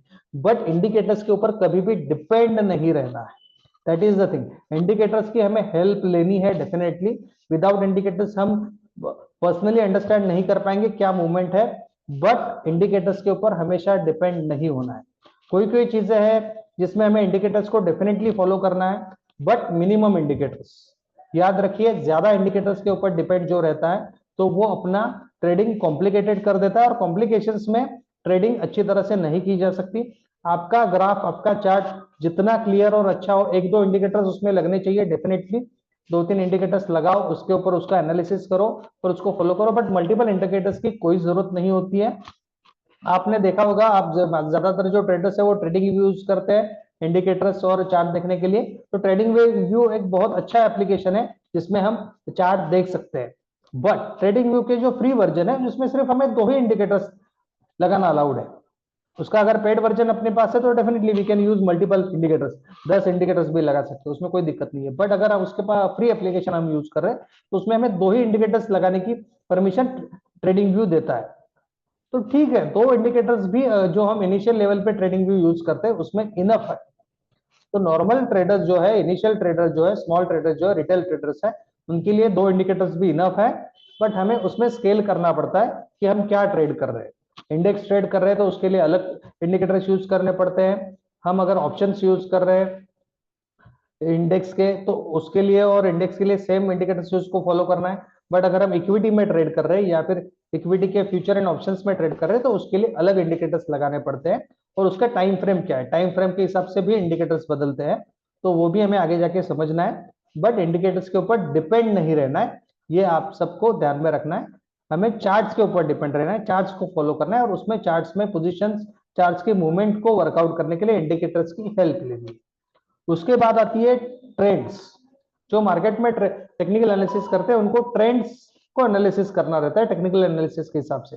तो ट्रेंड्स क्या होते हैं? नॉर्मली तीन टाइप के ही ट्रेंड्स होते हैं मार्केट में, आप सबको पता है। एक अप ट्रेंड होता है, एक डाउन ट्रेंड होता है और एक साइडवेज होता है। मार्केट में तीन ही तरह के ट्रेंड्स होते हैं, बट हमें इन सबको समझना है कि भाई अप ट्रेंड हम कैसे पहचाने, डाउन ट्रेंड कैसे पहचाने और साइडवेज कैसे पहचाने। तो ये भी हमें आगे जाके समझना है कि भाई ट्रेंड कैसे पहचानना है और ट्रेंड के हिसाब से मूवमेंट क्या लेने। अगर हम ऑप्शन बायर है या फिर ऑप्शन बाय करते हैं या फिर इक्विटीज बाय करते हैं या फिर फ्यूचर एंड ऑप्शंस में कोई पोजीशंस बाय करते हैं, तो बायर के लिए सबसे ज्यादा रहता है कि भाई वो मार्केट अगर ट्रेंडिंग होगा तो ही उसको पैसा मिलता है। साइडवेज मार्केट में सिर्फ ऑप्शन सेलर को पैसा मिलता है, क्योंकि साइडवेज मार्केट में ऑप्शन की प्राइस बढ़ती नहीं है, वो वहीं पर रह जाती है, या फिर प्राइस डिके, टाइम डिके के हिसाब से उसकी प्राइस कम होती जाती है, तो वो ऑप्शन सेलर का फायदा होता है। तो इसके लिए मार्केट में जो ऑप्शन सेलर रहते हैं वो ज्यादा पैसा कमाते हैं compare to the option buyers. But option buyer के लिए अपॉर्चुनिटीज अच्छी रहती है कि वो ज्यादा पैसा कमा सकता है, बट वहां पे अपनी अंडरस्टैंडिंग, अपना ब्रेन कम पड़ जाता है, अपनी स्किल्स कम पड़ जाते हैं, तो वो हम अंडरस्टैंड नहीं कर पाते और हर अपॉर्चुनिटीज को हम ग्रैब नहीं कर सकते, ये हमें समझना पड़ेगा। मार्केट में दिन भर अगर हम मार्केट के सामने, चार्ट के सामने अगर वेट करते बैठेंगे सुबह 9 बजे से 8-3 बजे तक, तो उसमें कम से कम 10 से 15 बार अपॉर्चुनिटीज आती है बाय और सेल की। बट हर टाइम हम ट्रेड नहीं ले सकते, ये भी हमें समझना पड़ता है। बट फिर भी उसमें कुछ अच्छे ट्रेंड्स होते हैं जो जिसको एनालिसिस करना है, उसके हिसाब से एंट्री और एग्जिट लेनी है। और एंट्री और एग्जिट में हमें सबसे ज्यादा इंपॉर्टेंट है एंट्री हम कहाँ पे कर रहे हैं। एंट्री करते समय ही अपने पास एग्जिट के ऑप्शंस रेडी होनी चाहिए। एग्जिट में दो ऑप्शंस आते हैं, ये हमेशा याद रखना है। एग्जिट में एक आता है टारगेट जिस पे हमें एग्जिट करना है, दूसरा चीज आती है स्टॉप लॉस। एंट्री में तो एक ही ऑप्शन रहेगा भाई, ये पॉइंट पे हमें एंट्री लेनी है, बट एग्जिट के समय अपने पास दो ऑप्शंस रहेंगे। एक तो अपने फेवर में ट्रेड गया तो प्रॉफिट लेना है, कौन से पॉइंट पे प्रॉफिट लेना है वो हमें फिक्स करना है, और अपने अगेंस्ट ट्रेंड गया तो कौन से पॉइंट पे हमें एग्जिट होना है, ये प्री डिसाइड करके ही हमें ट्रेड लेना है। तो ये सब टेक्निकल एनालिसिस के पार्ट्स है जो हम आगे जाके सीखेंगे। अभी जो हम टेक्निकल एनालिसिस करते हैं उसमें क्या होता है एग्जैक्टली हम चार्ट्स को देख के टेक्निकल एनालिसिस करते हैं। चार्ट्स मतलब क्या होता है? Study of price charts using historical price data. जिसमें हम क्या करते हैं, जो अपने पास अवेलेबल हिस्टोरिकल चार्ट डेटा है उसको एनालिसिस करके हम एक्सपेक्ट करते हैं, प्रेडिक्ट करते हैं कि मार्केट यहां से ऐसे जाएगा। क्योंकि आज तो अभी 3:30 बजे मार्केट बंद हो गया, बट 3:30 बजे के बाद जब हम टेक्निकल एनालिसिस करते हैं, चार्ट एनालिसिस करते हैं, तो उसके बाद हम कल के मार्केट को या फिर जब मार्केट नेक्स्ट डे ओपन होगा उस दिन को हम एनालिसिस करते हैं, प्रेडिक्ट करते हैं कि भाई ये चार्ट है तो ये चार्ट ये बता रहा है कि इसके हिसाब से ये चार्ट की या ये शेयर की या ये इंडेक्स की ये मूवमेंट होनी चाहिए। तो ये सब हम कैसे करते हैं? चार्ट्स को देखिए। तो study of price charts using historical price data, क्योंकि वो तो ऑलरेडी हो चुका है ना, आज दोपहर में मार्केट बंद हो गया, तो उसके बाद हम वो चार्ट देख के एनालिसिस करते हैं फ्यूचर को, कौन से हिस्टोरिकल डेटा देख के। तो ये टेक्निकल एनालिसिस का एक पार्ट है जिसमें हमें चार्ट हिस्ट्री, चार्ट जो अपने पास अवेलेबल है उसको एनालिसिस करना है और उसके हिसाब से फ्यूचर उसका प्रेडिक्ट करना है, जो प्राइस चार्ट्स में हम आगे जाके सीखेंगे और फिर एनालिसिस भी करेंगे। उसके बाद सबसे ज्यादा इंपॉर्टेंट पार्ट आता है टेक्निकल एनालिसिस का, भाई डिमांड और सप्लाई। मार्केट में जो भी मूवमेंट्स होते हैं वो डिमांड और सप्लाई के वजह से ही होते हैं। मार्केट में जो भी शेयर्स का डिमांड ज्यादा है उसकी वैल्यू बढ़ती है, और जो भी स्टॉक्स या शेयर्स का सप्लाई ज्यादा है और डिमांड कम है उसकी वैल्यू कम होती है। तो ये हमें सब नोट डाउन करना है कि भाई मार्केट के जो भी बड़े मूवमेंट्स होते हैं वो सब डिमांड और सप्लाई के हिसाब से ही होते हैं। और ये अपने नॉर्मल रिटेल मार्केट हो, अपना लोकल मार्केट हो या फिर शेयर मार्केट हो, हर जगह पे यही कंसेप्ट पे काम होता है। ये दुनिया का वर्ल्ड एक्सेप्टेड रूल है। डिमांड और सप्लाई के हिसाब से सब्जियों के भाव बढ़ते हैं, चावल के भाव बढ़ते हैं, डेली रूटीन में हमें जो भी डेली चीजें लगती है उसके भाव बढ़ते हैं। उसी हिसाब से शेयर मार्केट में शेयर्स के भी भाव डिमांड और सप्लाई के बेसिस के ऊपर ही बढ़ते हैं। जिन कंपनी का के लिए अच्छी न्यूज है तो उसके लिए उसका अच्छा डिमांड बढ़ता है, अच्छा डिमांड बढ़ेगा तो उसका सप्लाई तो लिमिटेड ही रहता है। शेयर मार्केट में सप्लाई तो ऑलरेडी सेबी ने लिमिट लगा के रखा है, तो उतना ही सप्लाई रहता है, तो उसके वजह से डिमांड बढ़ जाने के बाद उसकी प्राइस बढ़ जाती है। तभी हमें उसमें प्रॉफिट लेना है और उसको अर्न करना है। तो ये दोनों चीजें इंपॉर्टेंट रहती है। हमने कोई शेयर्स लिया, उसमें हमें प्रॉफिट दिखने लगा, तो प्रॉफिट बुक करना भी एक अच्छी कंसेप्ट होती है और अच्छी आदत होती है। बहुत सारे लोगों को सामने प्रॉफिट दिखता है बट वो बुक नहीं कर पाते, क्योंकि वो ऐसे वेट करते हैं भाई और बढ़ेगा और बढ़ेगा, बट वो कभी कभी नीचे भी आ जाता है। तो उसके लिए हमें वहां पे अगर हम स्टॉप लॉस लगाते हैं या फिर ट्रेल करते हैं स्टॉप लॉस को, तो हमारा एटलीस्ट मिनिमम प्रॉफिट बुक हो जाता है, या फिर नो प्रॉफिट नो लॉस में हम एग्जिट हो सकते हैं। तो ये सब चीजें इंपॉर्टेंट है मार्केट के कंसेप्ट से, और मार्केट में हम जो डेली रूटीन फॉलो करते हैं उसमें ये सब चीजें इंपॉर्टेंटली आती है। तो इन सब चीजों को हमें समझना है। डिमांड और सप्लाई के हिसाब से ही मार्केट चलता है, बट इसमें हम एंट्री एग्जिट और प्रॉफिट बुकिंग ये सब चीजों को फॉलो करना है डेली रूटीन में, जो हम आगे जाके देखेंगे। उसके बाद सबसे इंपॉर्टेंट चीज आती है टेक्निकल एनालिसिस में, works based on stocks having a mass following. कोई भी कंपनी, सपोज अभी हिंदुस्तान एरोनॉटिकल कंपनी है, आपने नाम सुना होगा हिंदुस्तान एरोनॉटिकल्स, HAL। ये कंपनी के न्यूज के हिसाब से इसको फॉलोइंग मिलती है। अभी जो इंडिया में जितने भी आर्म फोर्सेस है या फिर इंडियन एयरफोर्स है, इंडियन एयरफोर्स के जितने भी हेलीकॉप्टर्स है, जो भी हम ज्यादा एक्स्ट्रा सेफ्टी के लिए जो नए हेलीकॉप्टर्स मंगा रहे हैं, उन सबके ऑर्डर्स HAL कंपनी को मिले हैं, हिंदुस्तान एरोनॉटिकल्स को। जो भी इंडियन गवर्नमेंट ने फ्रांस के साथ कॉन्ट्रैक्ट किए, यूएस के साथ कॉन्ट्रैक्ट किए, कनाडा के साथ कॉन्ट्रैक्ट किए, प्लस रशिया के साथ कॉन्ट्रैक्ट किए, इन सबके ऑर्डर्स HAL कंपनी को मिले हैं, क्योंकि HAL company is a government stake company और वो गवर्नमेंट अप्रूव्ड है और बहुत सालों से गवर्नमेंट के लिए काम कर रही है। तो उसमें क्या होता है, ये न्यूज जैसे ही मार्केट में आती है तो उसके बाद उसको मास फॉलो करता है, मतलब ज्यादातर ज्यादा पब्लिक उसको फॉलो करती है, और ज्यादा पब्लिक जिस शेयर्स को जिस चीज को फॉलो करती है उसकी प्राइस ऑटोमेटिकली बढ़ती है। तो ये सब चीजें हमें देखनी पड़ती है, समझनी पड़ती है, अंडरस्टैंड करनी पड़ती है। मार्केट में गवर्नमेंट पॉलिसीज की वजह से कोई कंपनी का डिमांड बढ़ सकता है, कोई इंडिविजुअल रीजन से बढ़ सकता है, कोई इंडियन गवर्नमेंट ने नहीं बट यूएस गवर्नमेंट ने कुछ रूल चेंज किए तो उसका भी प्रॉफिट किसी किसी कंपनी को होता है। चाइना गवर्नमेंट ने कुछ सब्सिडी दी तो उसका भी फायदा होने वाले इंडियंस कंपनी में कुछ शेयर्स है तो उनको भी उसका फायदा होता है। तो ये सब चीजें हमें फॉलो करनी पड़ती है, और जहां पे ज्यादा मास फॉलोइंग होता है उस कंपनी के स्टॉक्स ज्यादा अच्छे रन करते हैं, तो ये भी हमें फॉलो करना पड़ता है। इसका इनडायरेक्ट रिलेशन वॉल्यूम से होता है। जो कंपनी के स्टेक में डेली ट्रांजेक्शन्स में ज्यादा वॉल्यूम पे काम हो रहा है, वो वॉल्यूम्स के शेयर्स पे ज्यादा बाइंग सेलिंग होती है और ज्यादा पब्लिक उसमें इन्वेस्ट करते हैं। तो ये हमें वॉल्यूम को फॉलो करने का इंस्ट्रक्शन देता है टेक्निकल एनालिसिस। तो टेक्निकल एनालिसिस में इंपॉर्टेंट एस्पेक्ट रहता है वॉल्यूम, जो हमें कभी भी नजरअंदाज नहीं करना है। जो हम टेक्निकल चार्ट देखेंगे तो उसमें हमें वॉल्यूम हमेशा देखना है। हम जो भी इंडिकेटर्स लगाते हैं उसके साथ उसमें हमें वॉल्यूम देखना है। वॉल्यूम एडिशनल इंडिकेटर आता है, अगर आप ट्रेडिंग यूज कर रहे हो फ्री वर्जन भी, तो उसमें हमें 2 इंडिकेटर्स का ही ऑप्शन है लगाने के लिए, बट वॉल्यूम इंडिकेटर्स हम एडिशनली फ्री में लगा सकते हैं उसमें भी। तो वो वॉल्यूम लगा के ही हमें अपना एनालिसिस करना है। जहां पे वॉल्यूम ज्यादा हो वहां पे अच्छी मूवमेंट मिलती है उसके बाद, और उसके हिसाब से हमें आगे ट्रेडिंग करना है। इंट्राडे हो, शॉर्ट टर्म हो, स्विंग ट्रेड हो, व्हाटएवर इट इज, तो जो भी ट्रेड लेने उसमें वॉल्यूम का इंपॉर्टेंस होता है। हर पैटर्न में, हर चार्ट पैटर्न में, हर ट्रेंड पैटर्न में, सपोर्ट रेजिस्टेंस में, हर जगह वॉल्यूम के को कोरिलेशन में लेके ही हमें डिसीजन लेने हैं, जिससे हमें ट्रेडिंग इजी हो, सक्सेसफुल हो, अंडरस्टैंडिंग हो, और जिससे हमारा लॉस कम हो और हम प्रॉफिटेबल ही ट्रेड कर पाए। तो इन सब चीजों के लिए हमें ध्यान में रखना है। हम इंट्राडे करें या कुछ भी करें, बट उसमें वॉल्यूम होना जरूरी होता है। और अच्छे वॉल्यूम के साथ वाले स्टेक्स में या स्टॉक्स में हम ट्रेड लेते हैं तो उसका फायदा हमें डेफिनेटली होता है। बट ये सब चीजें हमें समझ के लेनी है, तभी हमें ये सब पता चलेगा कि भाई सच में क्या हो रहा है क्या नहीं हो रहा है।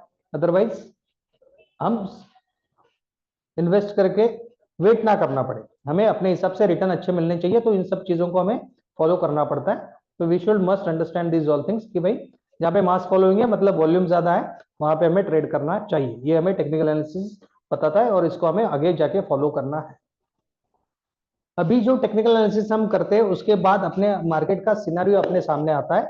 जो सबसे इंपॉर्टेंट रहता है कि भाई हमें समझना है कि मार्केट क्या सिस्टम फॉलो करता है।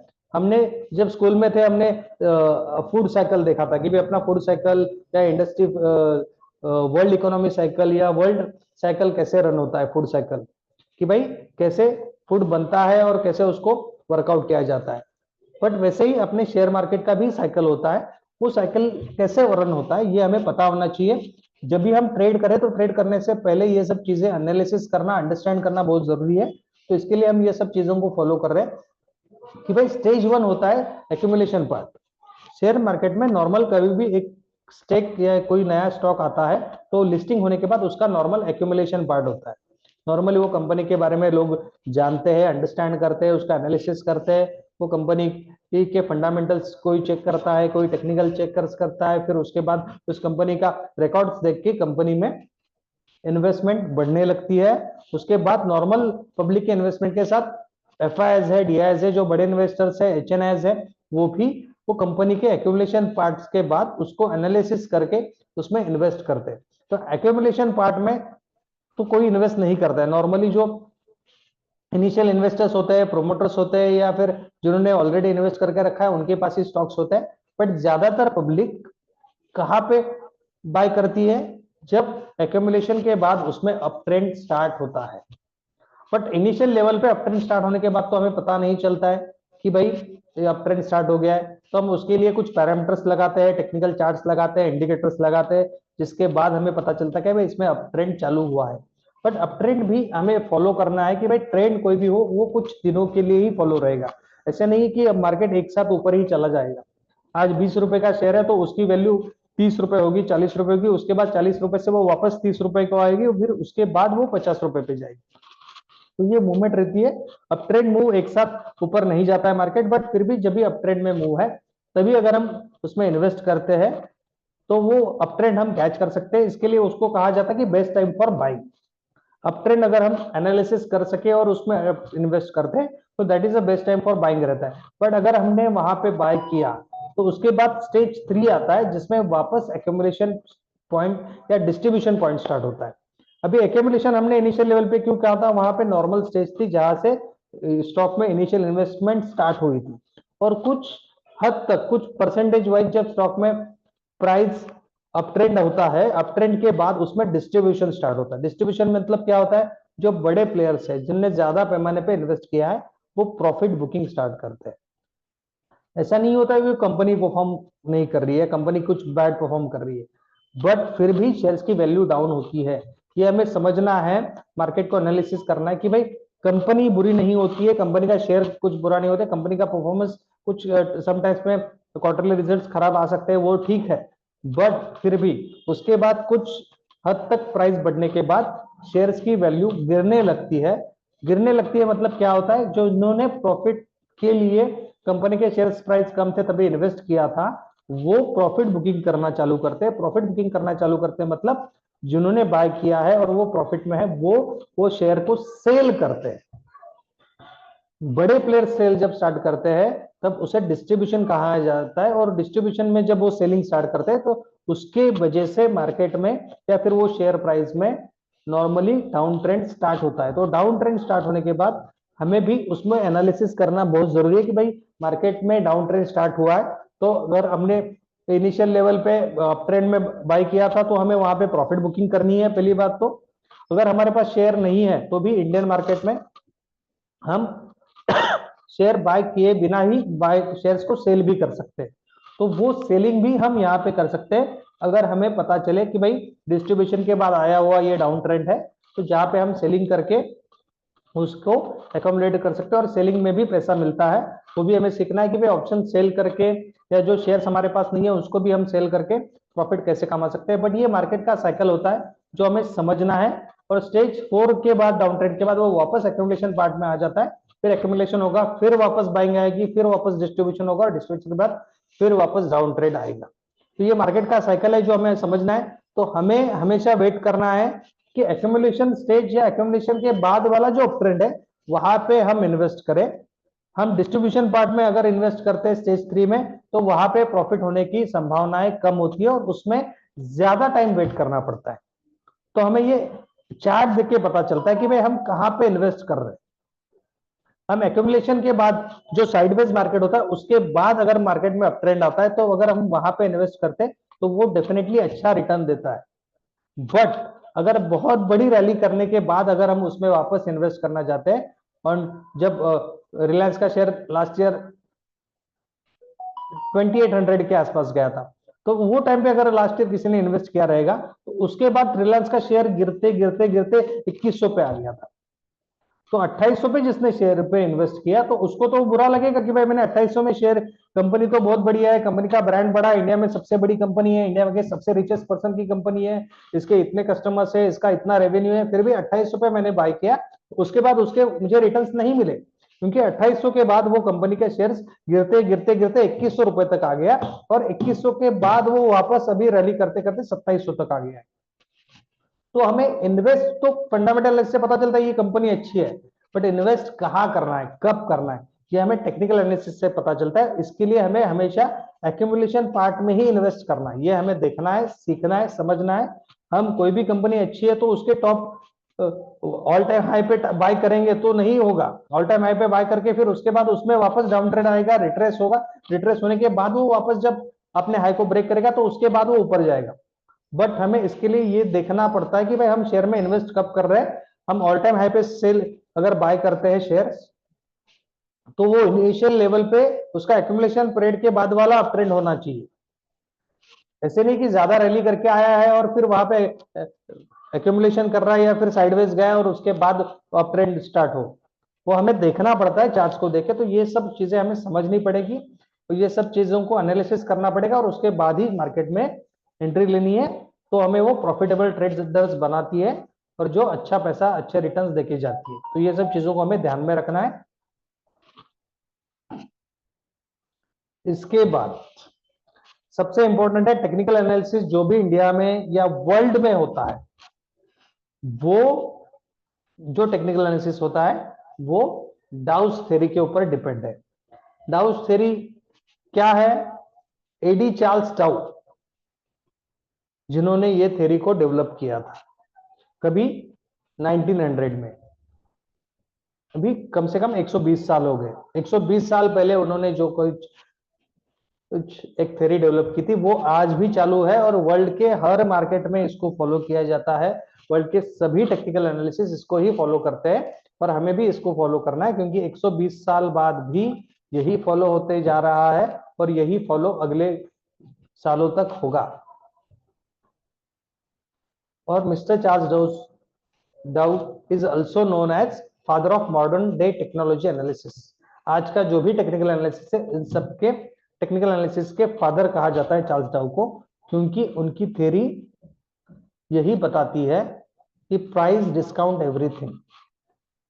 प्राइस डिस्काउंट एवरीथिंग मतलब हम जो भी न्यूज आते हैं मार्केट में जो भी एडिशनल गवर्नमेंट स्टेक होता है, गवर्नमेंट न्यू पॉलिसीज आती है, गवर्नमेंट वर्कआउट होता है, कंपनी मैनेजमेंट चेंज होती है, व्हाटएवर इट इज, ये सब चीजें प्राइस डिस्काउंट एवरीथिंग।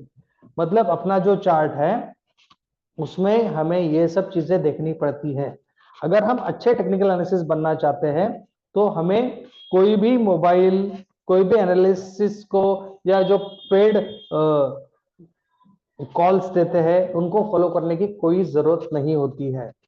अगर हम खुद मार्केट को अच्छी तरह से समझेंगे तो हमें कोई भी पेड सर्विस की जरूरत नहीं होती है, क्योंकि हमारा जो चार्ट होता है, जो चार्ट के साथ हम काम करते हैं, वो हमें हर चीज बताता है और उसी चार्ट के हिसाब से मार्केट में मूवमेंट होती है। That's mean price discounts everything. जो प्राइस है वो प्राइस में मार्केट में उस कंपनी के बारे में जो भी चीजें चल रही है, रूमर चल रहा है, अच्छे न्यूज चल रहे हैं, व्हाटएवर वर्कआउट हो रहा है, वो सब चीजों को इंक्लूड करके ही उसका प्राइस वर्कआउट होता है, उसका चार्ट वर्कआउट होता है और उसी के हिसाब से मार्केट में उस कंपनी की प्राइस फॉलो होती है। आगे बढ़ेगी तो भी उसी चार्ट को फॉलो करेगी, नीचे प्राइस आएगी तो भी उसी चार्ट को फॉलो करेगी और वो सब चीजें हमें चार्ट में दिखती है।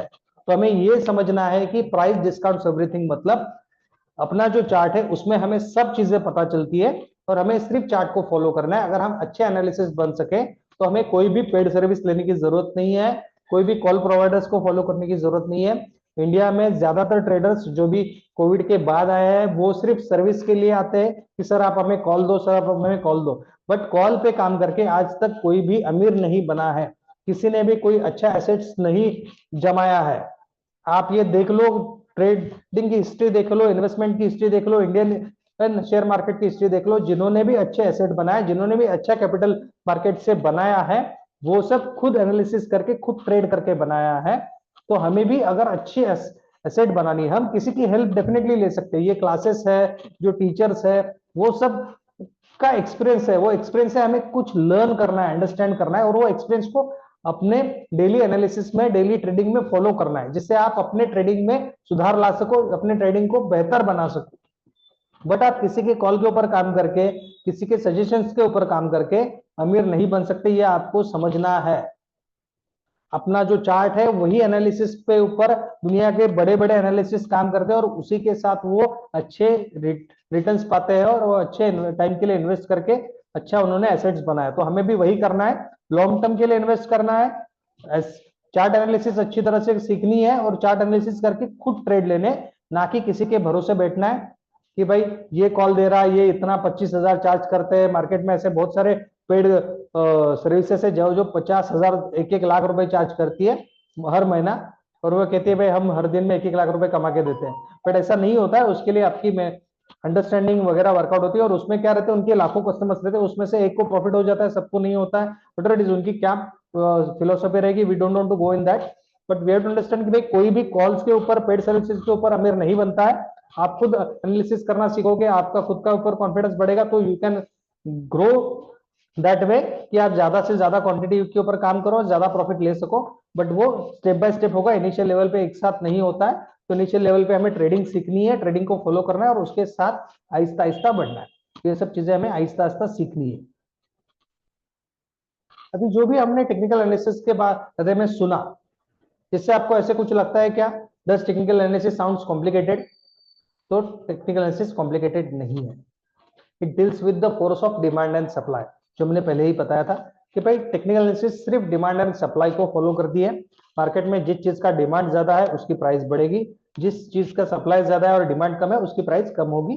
जो अपने डेली रिटेल मार्केट में होता है वही शेयर मार्केट में भी होता है। बट हमें ये समझना है, डिमांड और सप्लाई के हिसाब से दुनिया का हर मार्केट चलता है। इंडियन मार्केट हो, फॉरेन मार्केट हो, अमेरिकन मार्केट हो, यूएस के मार्केट हो, हर मार्केट डिमांड और सप्लाई के रूल्स को फॉलो करता है।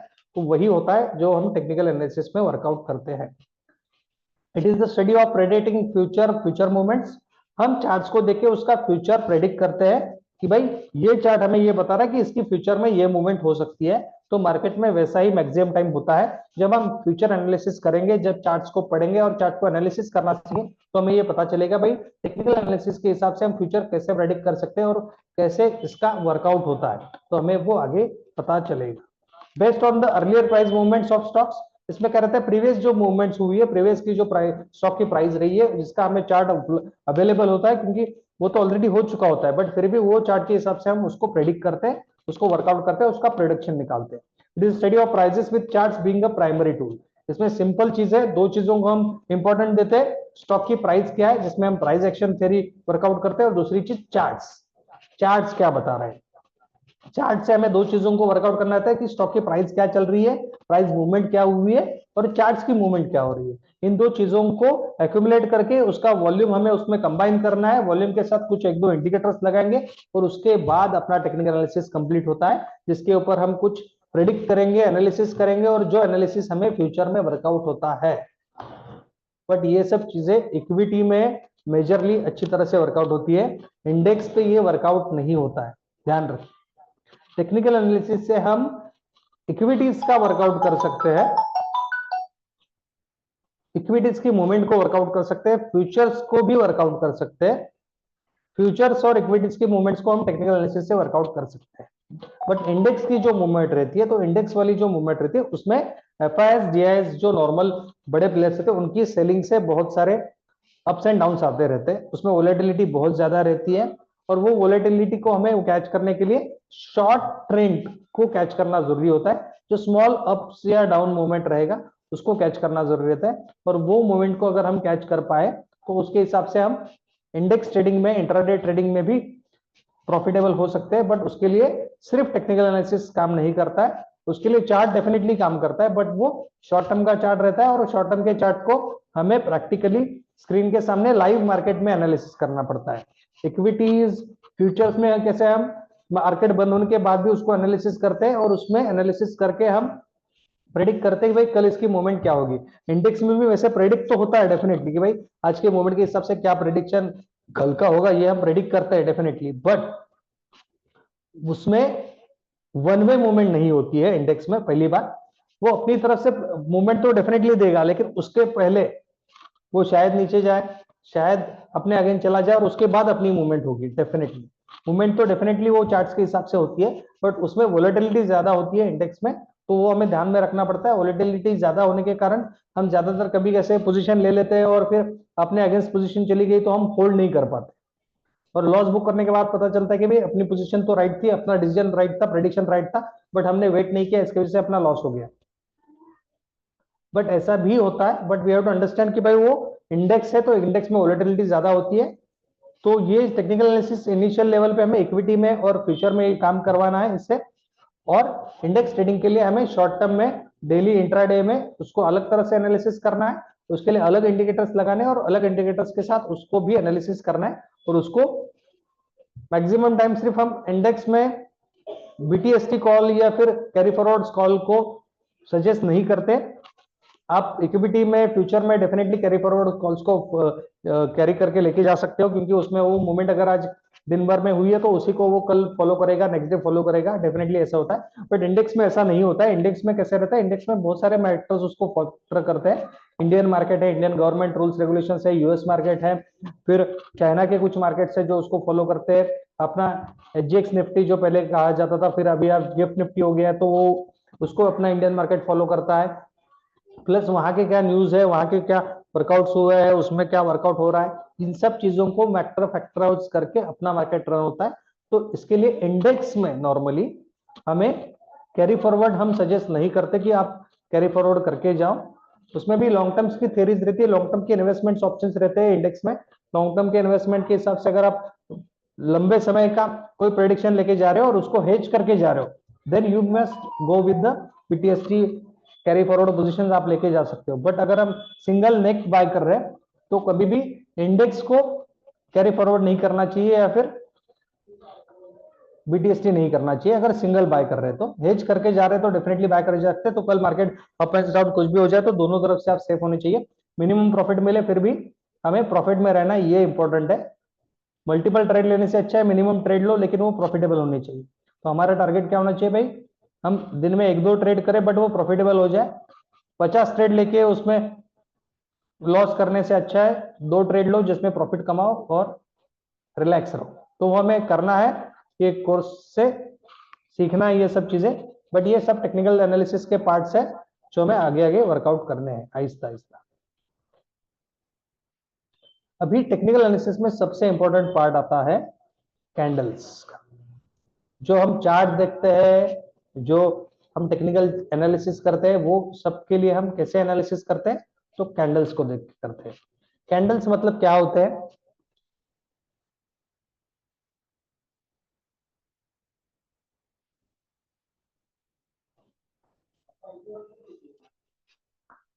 कैंडल्स हिस्ट्री क्या है, इन 1600 मतलब 1600 के दशक में Japanese used to this technique to analysis the price of rice contracts.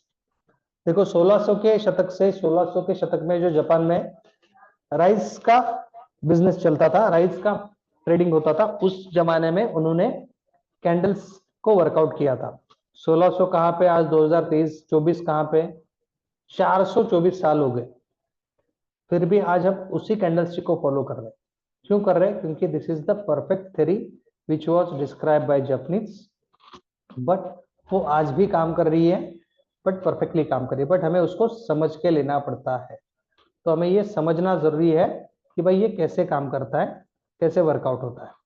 तो इसके लिए हमें क्या करना है कि भाई do not involve any calculation. जो कैंडल्स है वो कोई भी कैलकुलेशंस इन्वॉल्व नहीं करते। कैंडल्स एक डायग्राम होता है, बट वो डायग्राम क्या हमें बताता है, 1 पीरियड का डेटा। अगर हमने 1 मिनट की कैंडल लगाई है तो 1 मिनट में क्या ट्रांजेक्शन्स हुए उसका वो डेटा कैंडल हमें बताती है। इसमें अलग अलग टाइम फ्रेम आते हैं, 1 मिनट आता है, 3 मिनट आता है, 5 मिनट्स आता है, 10 मिनट्स आता है, 15 मिनट्स आता है, 30 minutes, 1 hour, 2 hour, 4 hours, daily, weekly, monthly. But जो हम पीरियड सिलेक्ट करेंगे उस पीरियड का वो कैंडल हमें डेटा बताएगी कि वो पीरियड में वो कैंडल्स में क्या हुआ।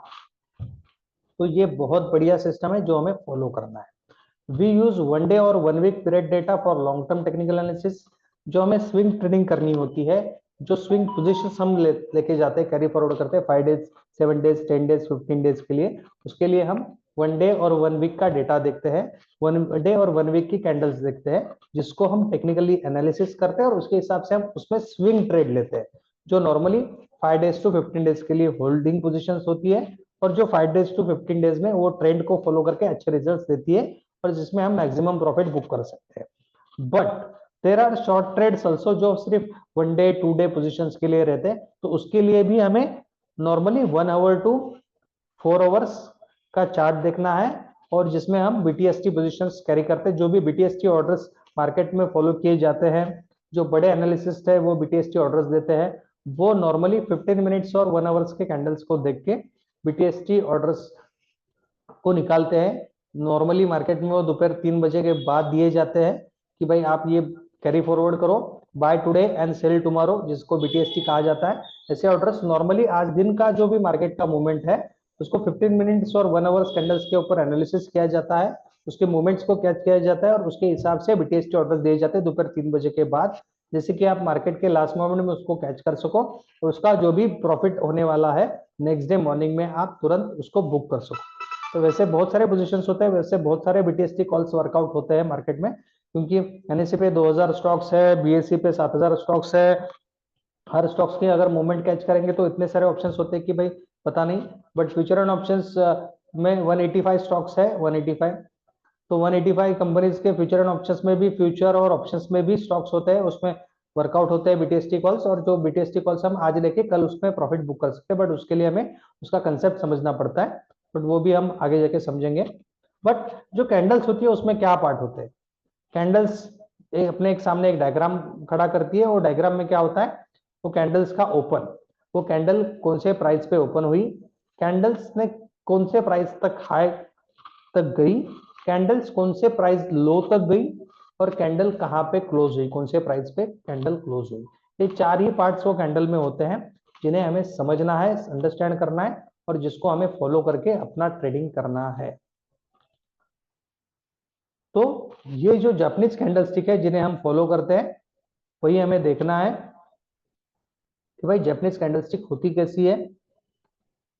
ये जो बुलिश कैंडल है ये ग्रीनिश कलर है, जो थोड़ा सा ब्लूइश दिख रहा है, दैट इज ओके, वो इमेज में ब्लूइश है, दैट इज ओके, बट ये ग्रीन कैंडल है, इसको कंसीडर कीजिए ग्रीन कैंडल और इसको कंसीडर कीजिए रेड कैंडल। जो ग्रीन कैंडल होती है जिसे हम बुलिश कैंडल कहते हैं, जो रेड कैंडल होती है उसे हम बेरिश कैंडल कहते हैं। अभी ग्रीन कैंडल और रेड कैंडल में डिफरेंस क्या होता है ये हमें देखना है। दोनों के हाई पॉइंट्स तो सेम जगह पे ही होते हैं। जो बॉडी की शेडो है ऊपर वाली, वो जहां तक हाईएस्ट पॉइंट होता है उसको हाई पॉइंट कहा जाता है। ग्रीन कैंडल हो या रेड कैंडल हो, दोनों में हाई पॉइंट सेम ही जगह पे होता है। लो पॉइंट ग्रीन कैंडल का लो और रेड कैंडल का लो, दोनों शेडो का एंडिंग पॉइंट रहता है लो, जहां तक नीचे तक वो प्राइस गई थी उसको ग्रीन कैंडल में भी उसी को लो पॉइंट कहा जाता है और रेड कैंडल में भी उसी को लो पॉइंट कहा जाता है। तो हाई और लो दोनों के सेम ही होते हैं। तो उसका कलर क्यों चेंज होता है, क्योंकि उसकी ओपन और क्लोज की पोजीशंस अलग अलग जगह पे होती है। ग्रीन कैंडल नीचे ओपन होके क्लोज ऊपर होती है, मतलब यहाँ पे सपोज 10 रुपए पे ये कैंडल ओपन हुई और 20 रुपए पे जाके क्लोज हुई। 10 रुपए पे कैंडल ओपन होके 20 रुपए पे गई, उसने हाई लगाया 25 का और लो लगाया 5 का। तो ये हमें कैलकुलेट करना है भाई, 5 के लो प्राइस तक गई थी बट वो ओपन 10 रुपए को हुई थी, 10 से 5 तक गई, उसके बाद ऊपर बढ़ते बढ़ते बढ़ते 25 तक गई और 25 के जाने के बाद 20 पे आके वो क्लोज गई, मतलब जहां पे ओपन हुई थी उसके ऊपर बंद हुई, इसके लिए वो कैंडल ग्रीन कैंडल कहलाती है। मतलब वहां पे बेरिश बुलिश कैंडल है, वो बुलिश कैंडल है, मतलब प्राइस बढ़ रहा है और बुल्स आर देयर, इसके लिए वो कैंडल ग्रीन हो गई। सेम चीज अगर हम रेड कैंडल में फॉलो करते हैं तो रेड कैंडल में क्या होता है, वो कैंडल ओपन होती है 20 के प्राइस पे, उसके बाद वो 25 तक ऊपर बढ़ती है और उसके बाद वो नीचे आते आते आते आते 5 रुपए तक जाती है और 5 रुपए के बाद 10 रुपए पे आके बंद हो जाती है। बट ये ओपन हुई 20 पे, क्लोज हुई 10 पे। तो ये सिर्फ डिफरेंस रहता है ओपन और क्लोज का, और हमें टेक्निकल एनालिसिस में उसके क्लोज से बहुत ज्यादा रिलेशन रहता है। तो उसकी क्लोजिंग क्या है ये हमें फॉलो करना पड़ता है हमेशा, कि कैंडल्स जो भी हम टेक्निकल एनालिसिस करते हैं, हम चार्ट चाहे 5 मिनट का देखें 15 मिनट का देखें, बट वो कैंडल जब बन रही होती है तब उसको नहीं फॉलो करना है, कैंडल बन जाने के बाद उसको फॉलो करना है। बहुत सारे ट्रेडर्स लॉस करते हैं क्योंकि वो कैंडल कंप्लीट होने नहीं देते। कैंडल कंप्लीट होने के बाद ही उसका पूरा इंपैक्ट हमें समझ में आता है। तो जो ज्यादा इंट्राडे ट्रेडर्स होते हैं, जो शॉर्ट टर्म कैंडल्स को फॉलो करते हैं, तो उन सबको एक चीज ध्यान में रखनी है, अगर हम कैंडल्स को फॉलो कर रहे हैं तो कैंडल्स कंप्लीट होने देना चाहिए, उसको उसका पूरा समय देना चाहिए, उसकी पूरी कैंडल खत्म होने के बाद ही हमें उसको प्रेडिक्ट करना चाहिए कि वो पूरी कैंडल होने के बाद, मतलब 5 मिनट की कैंडल है तो 5 मिनट की कैंडल पूरी रेडी हो जाने दो, रेडी हो जाने की देने के बाद उसमें जो भी पोजीशन बन रही है उसके हिसाब से हमें ट्रेंड लेना है, जो चार्ट एनालिसिस है कैंडल एनालिसिस है उसके हिसाब से, बट कैंडल पूरी हो जाने के बाद, कैंडल पूरी होने से पहले नहीं, ये हमेशा ध्यान में रखना है। उसके बाद जो हमने पहले डिस्कस किया था कि शेयर मार्केट में 3 टाइप के ट्रेंड होते हैं, एक अप ट्रेंड होता है, एक लोअर ट्रेंड होता है, डाउन ट्रेंड, और एक होता है sideways trend.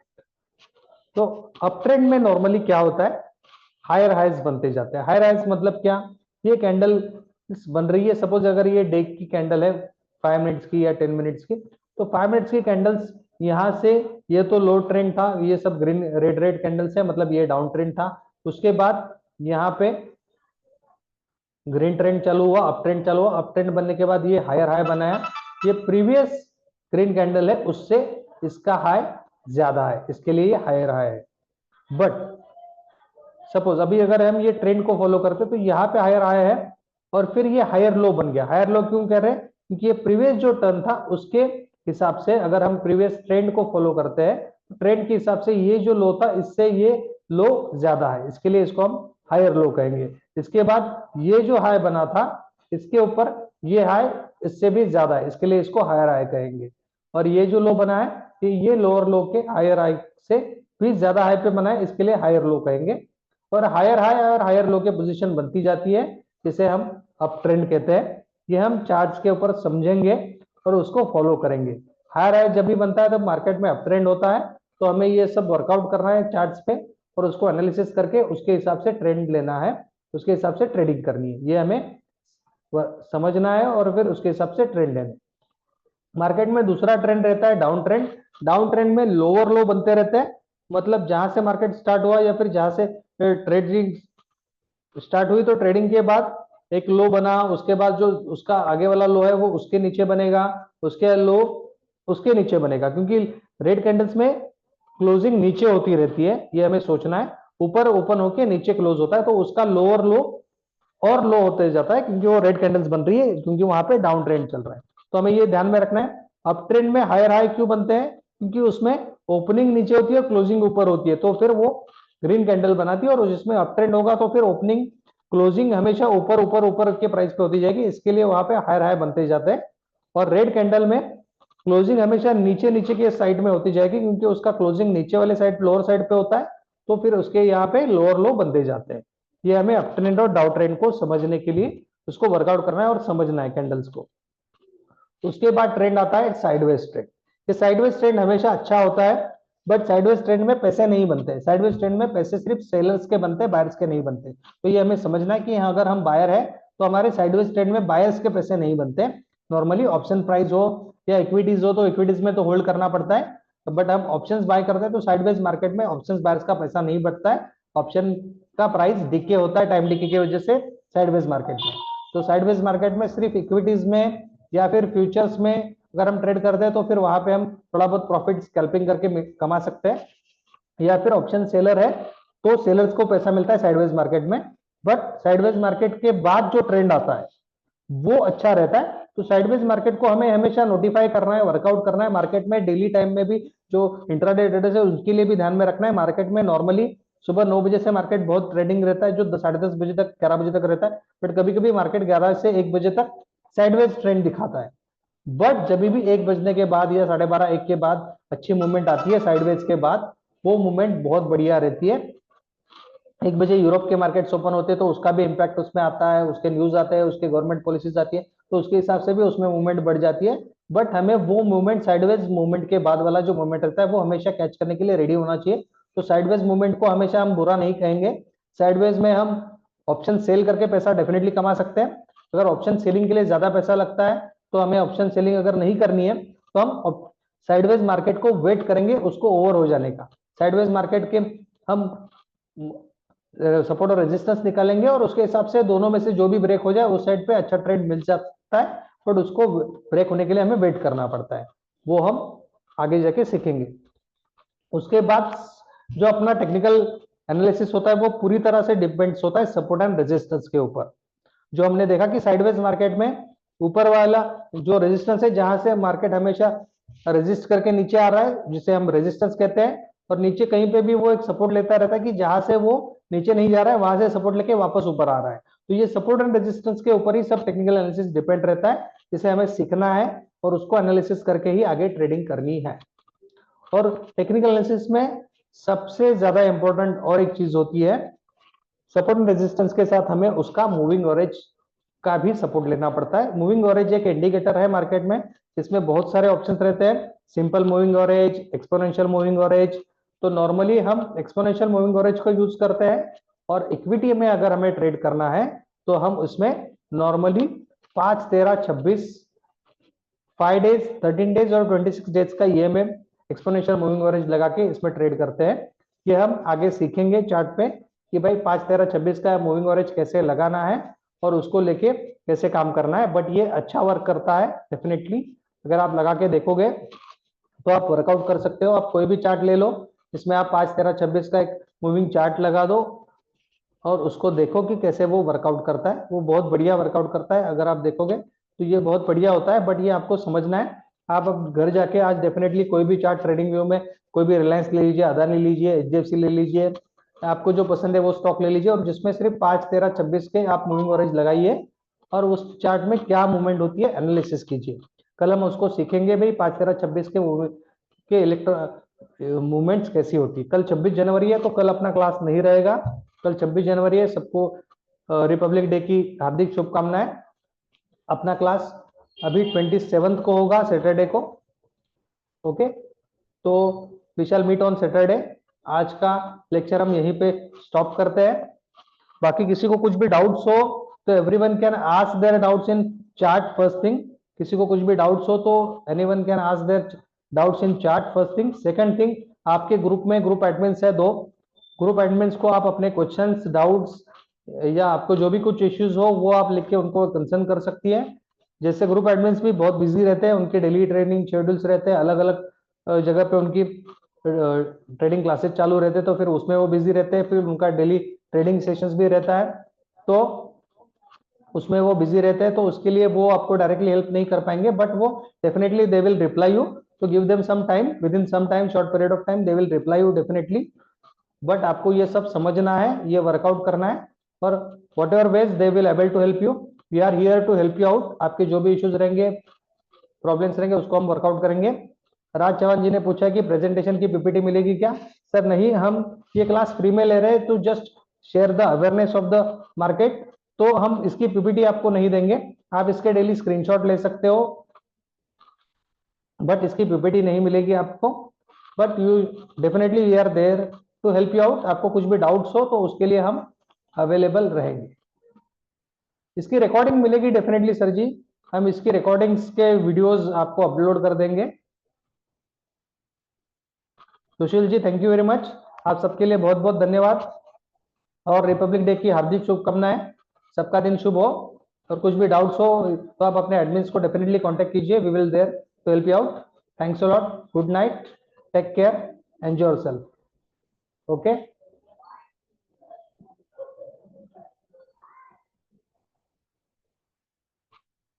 Bye, take care, good night.